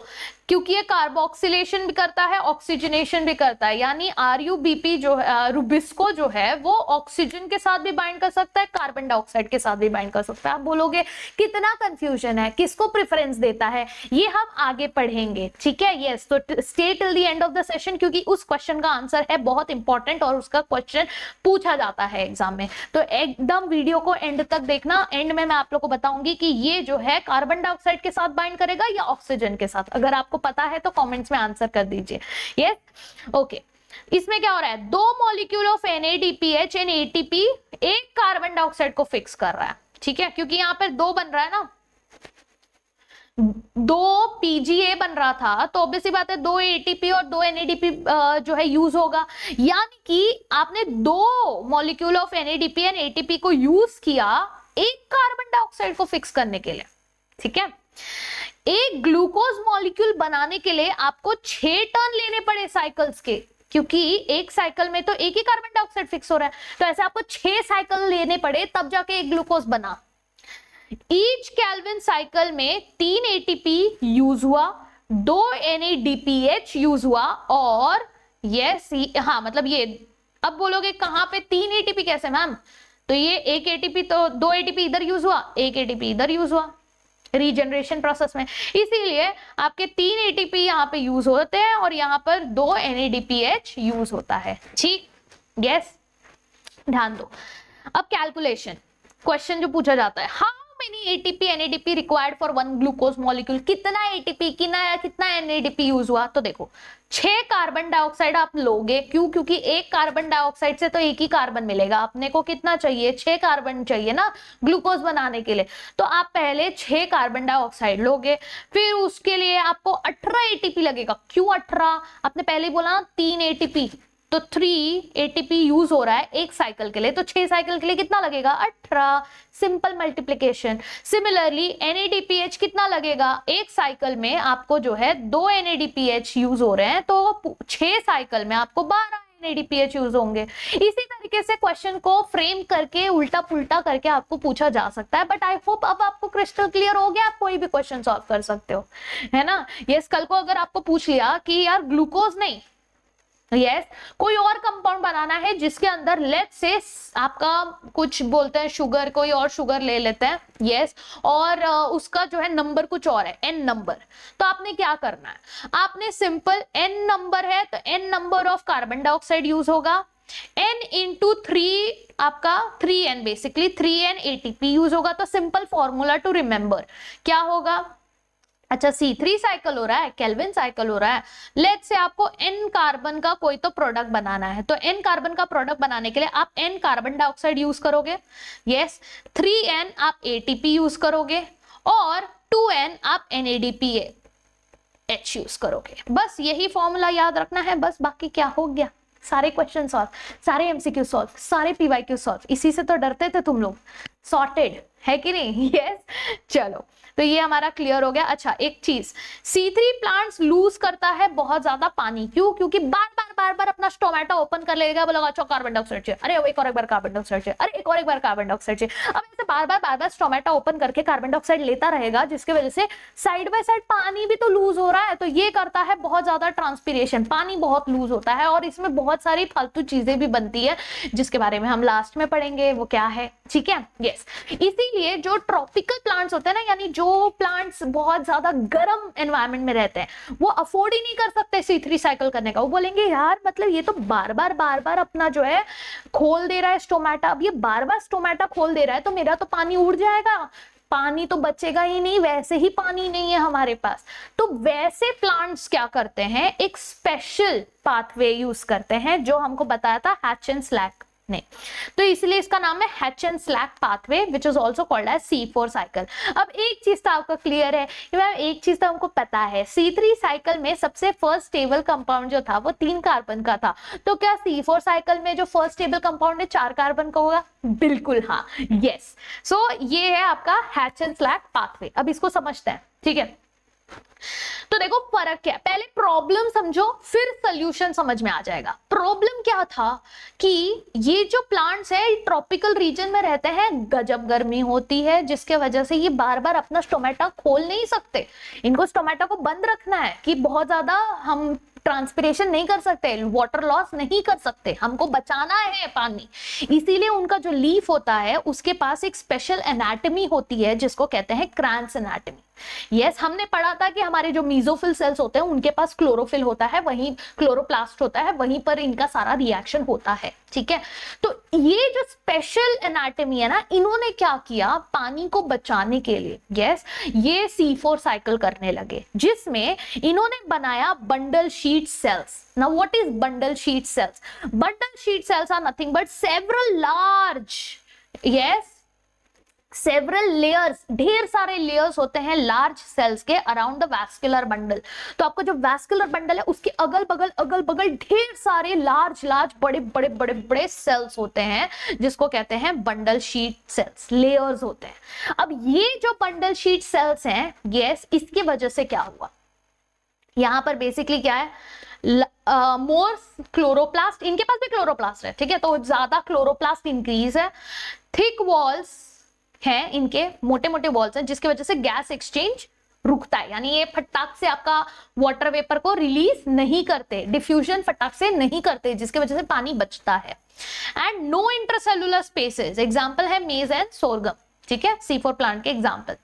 अब देखो होता क्या है, साइकिल पे ध्यान देते हैं, ठीक है। देखो ये ऊपर वाला जो है ना, ये है आपका मीजोफिल सेल्स, ठीक, ये आपका मीजोफिल सेल्स, और ये जो नीचे वाला है ये है आपका बंडल शीट सेल्स, ठीक है। तो होता क्या है, देखो पहले एटमॉस्फेयर से कार्बन डाइऑक्साइड किधर एंटर किया, मीजोफिल सेल्स के अंदर कार्बन डाइऑक्साइड एंट्री किया, ठीक है। तो यहां पर ये पेप ने आपका कार्बन डाइऑक्साइड को फिक्स किया, किसने, पेप ने। What is full form of PEP, yes PEP का फुल फॉर्म है फॉस्फोइनोल पाइरुवेट, क्या है, फॉस्फोइनोल, पेप्पा भी बोलते हैं, फॉस्फोइनोल पाइरुविक एसिड अगर आप लिखते हो तो पेप्पा बोल देना उसको, ठीक है, यस। तो ये क्या करता है, कार्बन डाइऑक्साइड अंदर आया तो अलोंग विद HCO3 माइनस आपका ये पेप जो है क्या करता है, फिक्सेशन करता है कार्बन डाइऑक्साइड का।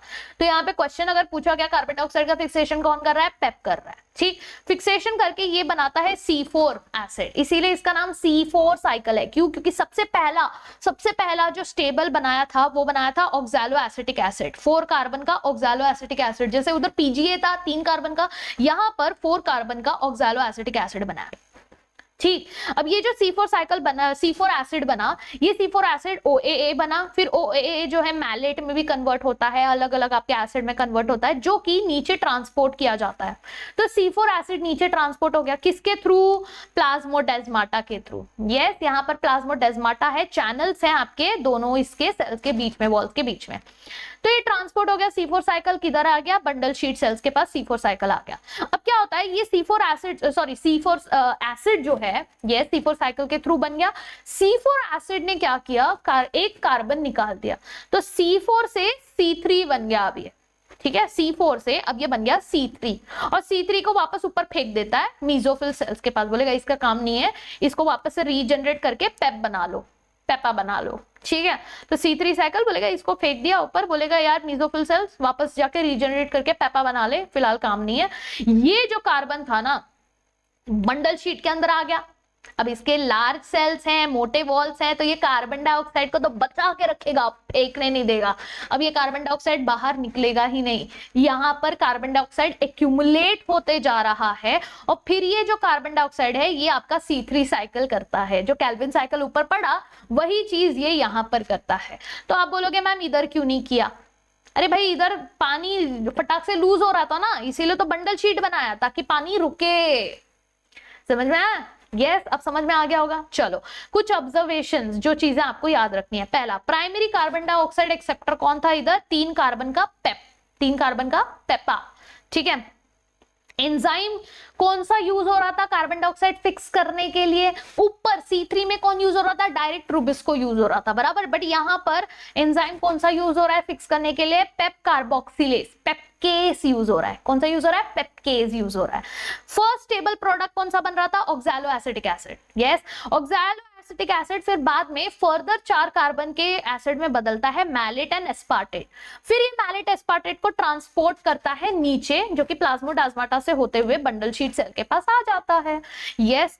C3 cycle is common in all the plants, यहाँ पे भी C3 हो रहा है और ऊपर तो C3 ही हो रहा था, यस। बट फर्क क्या है, फर्क ये है कि C4 प्लांट्स में C3 बंडल शीट सेल्स में हो रहा है, जिसके वजह से अब पानी का लॉस नहीं होगा, समझ में आया।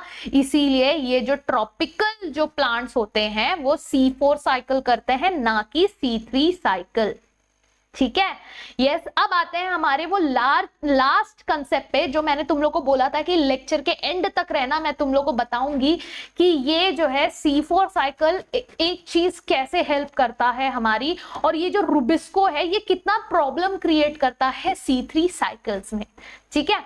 उसका आंसर है फोटो रेस्पिरेशन। अब ये क्या है, फोटो है और रेस्पिरेशन है, ठीक है, लाइट है और कुछ तो ऐसी चीज बन रही है जो रिस्पायर मतलब बाहर निकल जा रही है, रेस्पिरेशन हो रही है। इधर फोटोसिंथेसिस नहीं हो रहा, रेस्पिरेशन हो रहा है। ध्यान दो क्या होता है, this is a very important difference between C3 C4 cycle, बहुत ही इंपॉर्टेंट। C3 में होता है, C4 में नहीं होता। तो क्यों हो रहा है ये हो रहा है पूरी की पूरी तरह आपके रुबिस्को के वजह से। यस, ये एंजाइम है सबसे ज्यादा, मतलब रुबिस्को जो एंजाइम है that is the most abundant enzyme in the world. Yes, और हमने पढ़ा है कि RUBP को यस यहाँ पर आपका कार्बन डाइऑक्साइड चाहिए होता है और मतलब फिक्स करने के लिए, और फिर रुबिस्को एंजाइम उससे 3 पीजीए बनाता है। यही हो रहा था ना C3 साइकिल में, यही हो रहा है। बट होता क्या है पता है, रुबिस्को का नेचर हमने अभी पढ़ा कि रुबिस्को जो है कार्बोक्सिलेज भी करता है और ऑक्सीजनेज भी करता है। कार्बन मतलब ये कार्बन डाइऑक्साइड से भी अटैच हो सकता है, ऑक्सीजन से भी अटैच हो सकता है। और जो क्वेश्चन है कि अगर कार्बन भी इतना है ऑक्सीजन भी इतना है तो ये किससे अटैच होगा, ये जाएगा कार्बन डाइऑक्साइड के पास। Rubisco has more affinity to carbon dioxide than oxygen. Yes, अब ये किस पे डिपेंड करता है कि आपका कार्बन डाइऑक्साइड और ऑक्सीजन का कॉन्सेंट्रेशन कितना है, क्योंकि अगर ऑक्सीजन का कॉन्सेंट्रेशन बढ़ गया ना तो रुबिस्को कार्बन डाइऑक्साइड को छोड़ के ऑक्सीजन के साथ बाइंड कर लेता है, तब प्रॉब्लम क्रिएट हो जाती है। तो वही होता है C3 साइकिल में कि रुबिस्को बाइंड करता है ऑक्सीजन के साथ। क्यों? क्योंकि कार्बन डाइऑक्साइड जो है यहाँ पर क्या है, ओपन है, ठीक है, यहाँ पर ऑक्सीजन ज्यादा है और एटमॉस्फेयर में कार्बन डाइऑक्साइड है बहुत कम। एटमॉस्फेयर में ऑक्सीजन ज्यादा है, कार्बन डाइऑक्साइड कम है, तो जिसकी वजह से क्या हुआ कि रुबिस्को सीधा ऑक्सीजन के साथ बाइंड करता है, जिसकी वजह से कार्बन डाइऑक्साइड का फिक्सेशन हो जाता है कम। अब आरयूबीपी ने ऑक्सीजन के साथ बाइंड करके बनाया फॉस्फोग्लिसरेट एंड फॉस्फोग्लाइकोलेट, ये दो चीजें बनाई। अब ये दो चीजें बनाई तो बनाई, कोई बात नहीं, बनाओ, लेकिन उसका कोई बायोलॉजिकल फंक्शन ही हमको पता नहीं है कि वो प्लांट उसको किस चीज के लिए यूज कर रहा है। ना इससे शुगर बन रहा है, ना इससे एटीपी बन रहा है, ना इससे एनएडीपीएच बन रहा है, तो किस काम का भाई, ये किस काम का है? तो ये यूजलेस रिएक्शन होता है जो C3 साइकिल में होता है, समझ में आया? बट C4 साइकिल में ऐसा नहीं होता। आप बोलोगे क्यों मैम, इधर भी तो रुबिस्को है ना? बिल्कुल है, बट रुबिस्को यहाँ पर कहाँ प्रेजेंट है? Rubisco is present in bundle sheath ना।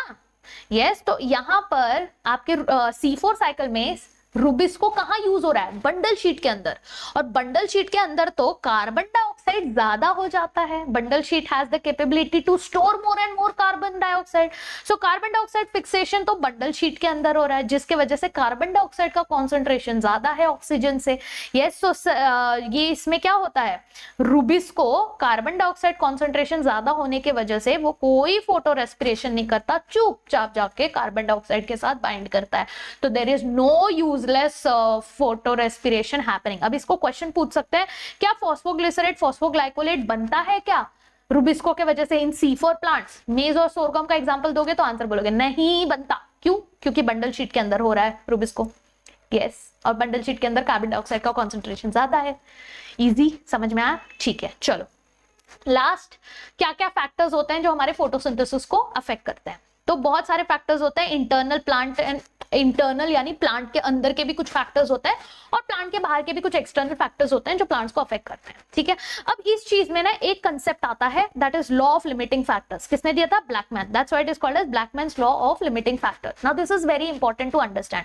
अब ये क्या है लिमिटिंग फैक्टर?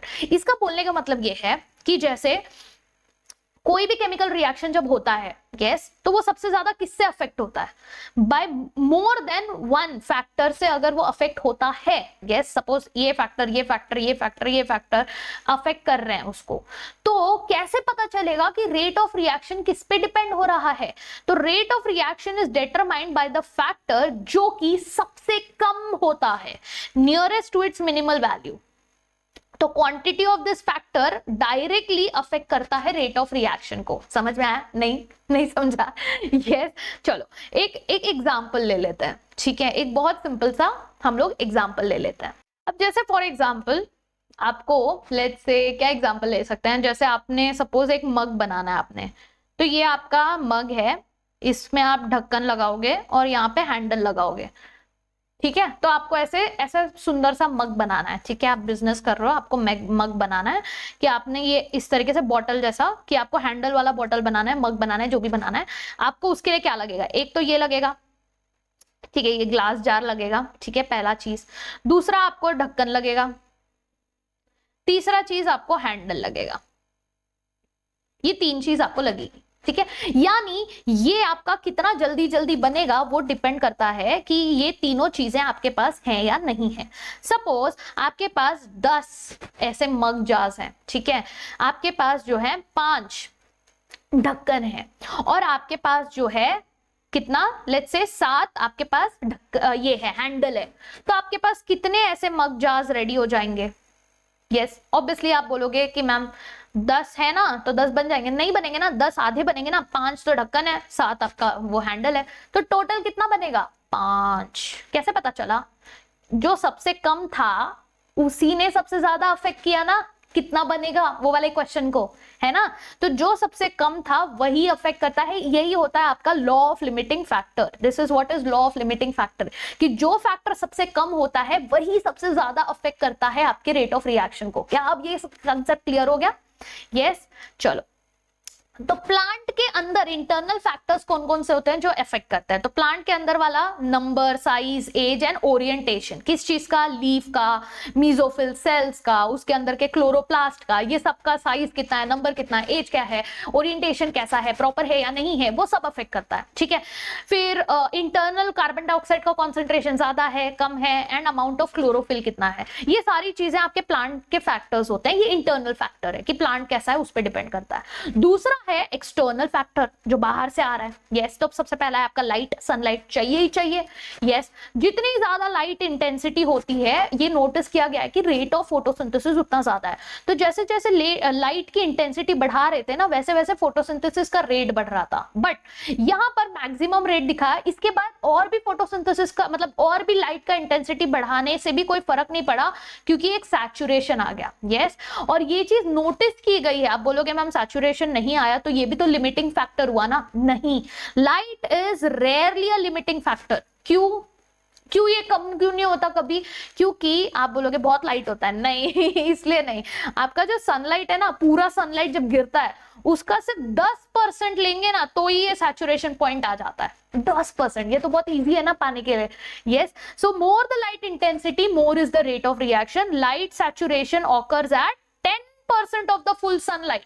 इसीलिए लाइट रेयरली एक लिमिटिंग फैक्टर हो सकता है किसी भी रिएक्शन के लिए, अनलेस वो प्लांट को बहुत ही कम लाइट मिल रही है, वो एकदम जो है मतलब एकदम डेंस डार्क एरिया में प्रेजेंट है, उसको लाइट ही नहीं मिल रही, वो अलग बात है। बट जनरल कंडीशन हम लोग आइडियली रेयरली लिमिटिंग फैक्टर होता है, क्योंकि 10% का फुल सनलाइट का सिर्फ 10% में ये सैचुरेट हो जाता है। ठीक है। फिर दूसरा पार्ट, कार्बन डाइऑक्साइड कॉन्सेंट्रेशन। यहां पर क्या होता है? ये एक मेजर लिमिटिंग फैक्टर है। यस, स्पेशली C3 प्लांट के लिए। क्यों? हम लोग यहां पर रीजन समझ चुके हैं क्या हो जाता है C3 प्लांट में अगर कार्बन डाइऑक्साइड कम हो गया तो। ठीक है। सो ये देखा गया कि लो एटमॉस्फेयर में कार्बन डाइऑक्साइड होता है कम। कितना होता है? 0.3 से 0.03% होता है। ठीक है। इसको जब हम कार्बन डाइऑक्साइड के कॉन्सेंट्रेशन को बढ़ा देते हैं ना अप टू 0.05%, यस, तो देखा गया है कि जैसे जैसे कॉन्सेंट्रेशन बढ़ रहा है वैसे वैसे रेट बढ़ रहा है। बट ये भी देखा गया है कि जब हमने बियॉन्ड 0.05% के बियॉन्ड जब कार्बन डाइऑक्साइड का कॉन्सेंट्रेशन बढ़ाने की कोशिश की, तो हमने ये देखा कि there was damaging happening, there was damage. Yes, तो वो अच्छा नहीं था, मतलब ग्राफ नीचे जा रहा था। तो ये ऊपर जा रहा था, फिर सैचुरेट हो रहा है, फिर नीचे जा रहा है। ठीक है। सो C4 प्लांट का नोटिस किया गया कि C4 प्लांट तो बहुत स्मूथली, आप उसको कार्बन डाइऑक्साइड की बहुत ज्यादा टेंशन नहीं होती है। तो C4 प्लांट का जो सैचुरेशन था वो 360 पे ही दिख गया। यस, 360 कॉन्सेंट्रेशन पे ही जो है C4 प्लांट क्या है, सैचुरेशन पॉइंट पे पहुंच गया। बट जो C3 प्लांट्स के थे ना, उनको ज्यादा कार्बन डाइऑक्साइड लगा। They went beyond 450, yes, which was used for some greenhouse crops। तो tomatoes and all green house में ग्रो करने के लिए हम क्या करते हैं, बहुत ज्यादा कार्बन डाइऑक्साइड कॉन्सेंट्रेशन रखते हैं, जिसके वजह से क्या हो जाता है कि ये ग्रीन जो C3 प्लांट्स है ये आराम से ग्रो हो पाते हैं। ठीक है, इसीलिए ये ग्रीन हाउस का कंसेप्ट आया था, ये C3 प्लांट्स को ज्यादा कार्बन डाइऑक्साइड देने के लिए, ताकि वो आराम से ग्रो कर सके। ओके, तो ये था कार्बन डाइऑक्साइड का। फिर आते हैं last two, temperature and water. ठीक है, देखो टेम्परेचर, ऑल्दो डार्क रिएक्शंस की बात करें, यस, टेम्परेचर हमने पिछले चैप्टर में एंजाइम के बारे में पढ़ा था, बायोमोलिक्यूल्स में, उसमें हमने देखा कि टेम्परेचर कितना ज्यादा अफेक्ट करता है आपके एंजाइम एक्टिविटी को। और ये जो डार्क रिएक्शन है ना, ये एंजाइमेटिक रिएक्शन है, इसमें एंजाइम यूज होता है ना, रुबिस्को एंड ऑल, ये सब पेप्केस, ये सब यूज हो रहा है। तो एंजाइमेटिक है, इसीलिए टेम्परेचर कंट्रोल्ड है, क्योंकि एंजाइम प्रोटीन से बना है भाई, टेम्परेचर इसको बहुत ज्यादा अफेक्ट करता है। इनको एक आइडियल ऑप्टिमम टेम्परेचर चाहिए होता है काम करने के लिए, right. Light reactions are less affected, क्यों? क्योंकि उतना ज्यादा उसमें वो नहीं है, उसमें मेन है कि जो लाइट रिएक्शन है आपका, उसमें ये है कि एटीपी एनएडीपीएच बन रहा है, लाइट बस जरूरत पड़ रही है, यहाँ पे बहुत ज्यादा एंजाइम का वो अफेक्ट नहीं होता है, बट बहुत ज्यादा टेम्परेचर से अफेक्ट नहीं होता, डार्क रिएक्शन सबसे ज्यादा अफेक्ट होता है, ठीक है। C4 प्लांट्स में देखा गया कि रेट जो है बढ़ते गया जैसे जैसे टेम्परेचर को बढ़ाया, यस, और एक ऑप्टिमम टेम्परेचर उसका ज्यादा था, यानी C4 प्लांट्स का ऑप्टिमम टेम्परेचर ज्यादा था। क्यों? क्योंकि ये C4 प्लांट्स है, ये ट्रॉपिकल रीजन में अडेप्ट कर चुके हैं उस हैबिटेट में रहने के लिए, तो इनका ऑप्टिमम टेम्परेचर ज्यादा था। वेयर एज जो C3 प्लांट्स थे उनका ऑप्टिमम टेम्परेचर कम था, वो ज्यादा टेम्परेचर पे जिंदा नहीं रह पाते, मतलब उनके लिए उनका एंजाइम जो है उतना हाई टेम्परेचर होल्ड नहीं कर पाता, ठीक है। इसीलिए C4 प्लांट्स जो क्रांस एनाटॉमी जिनके पास है वो ट्रॉपिकल रीजन में आराम से ग्रो हो पाते हैं, इसलिए उनका ऑप्टिमम टेम्परेचर भी ज्यादा होता है। तो ये किस पे डिपेंड करता है? हैबिटेट पे। Lastly water.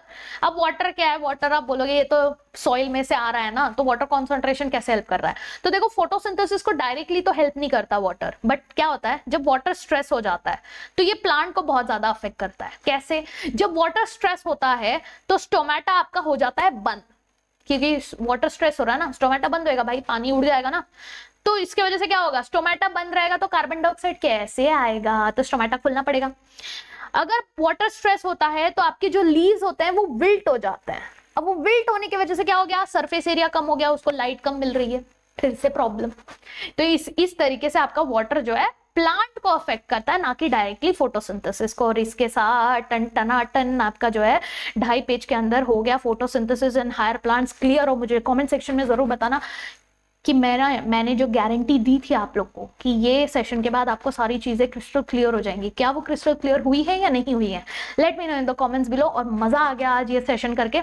नेक्स्ट जो हमारा प्लांट फिजियोलॉजी का जो टॉपिक है रेस्पिरेशन का, वो हम करेंगे कल, यस। और तब तक के लिए जो है फटाक से चैनल को सब्सक्राइब कर दो, अगर नहीं किया है तो PDF डाउनलोड कर लो, अगर नहीं किया है तो डिस्क्रिप्शन में लिंक है, टेलीग्राम चैनल ज्वाइन कर लो, क्योंकि टेलीग्राम चैनल पर इसके PDFs इजीली मिल जाएंगे। एंड आपके जो भी लेक्चर्स अपडेटेड होते हैं वो टेलीग्राम चैनल पर आप डाउट्स पूछ सकते हो, ठीक है। सो और please please please please every time I say this is a free channel, I am giving you the notes for free, yes. तो all I'm expecting from you guys is spread this as much as you can, share it with your friends if you find it worth it, and let me know in the comments below कि आपने share किया है या नहीं किया है, ठीक है।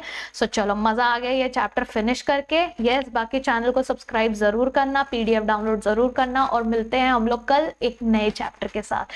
Till then, tata, bye, take care everyone and see या।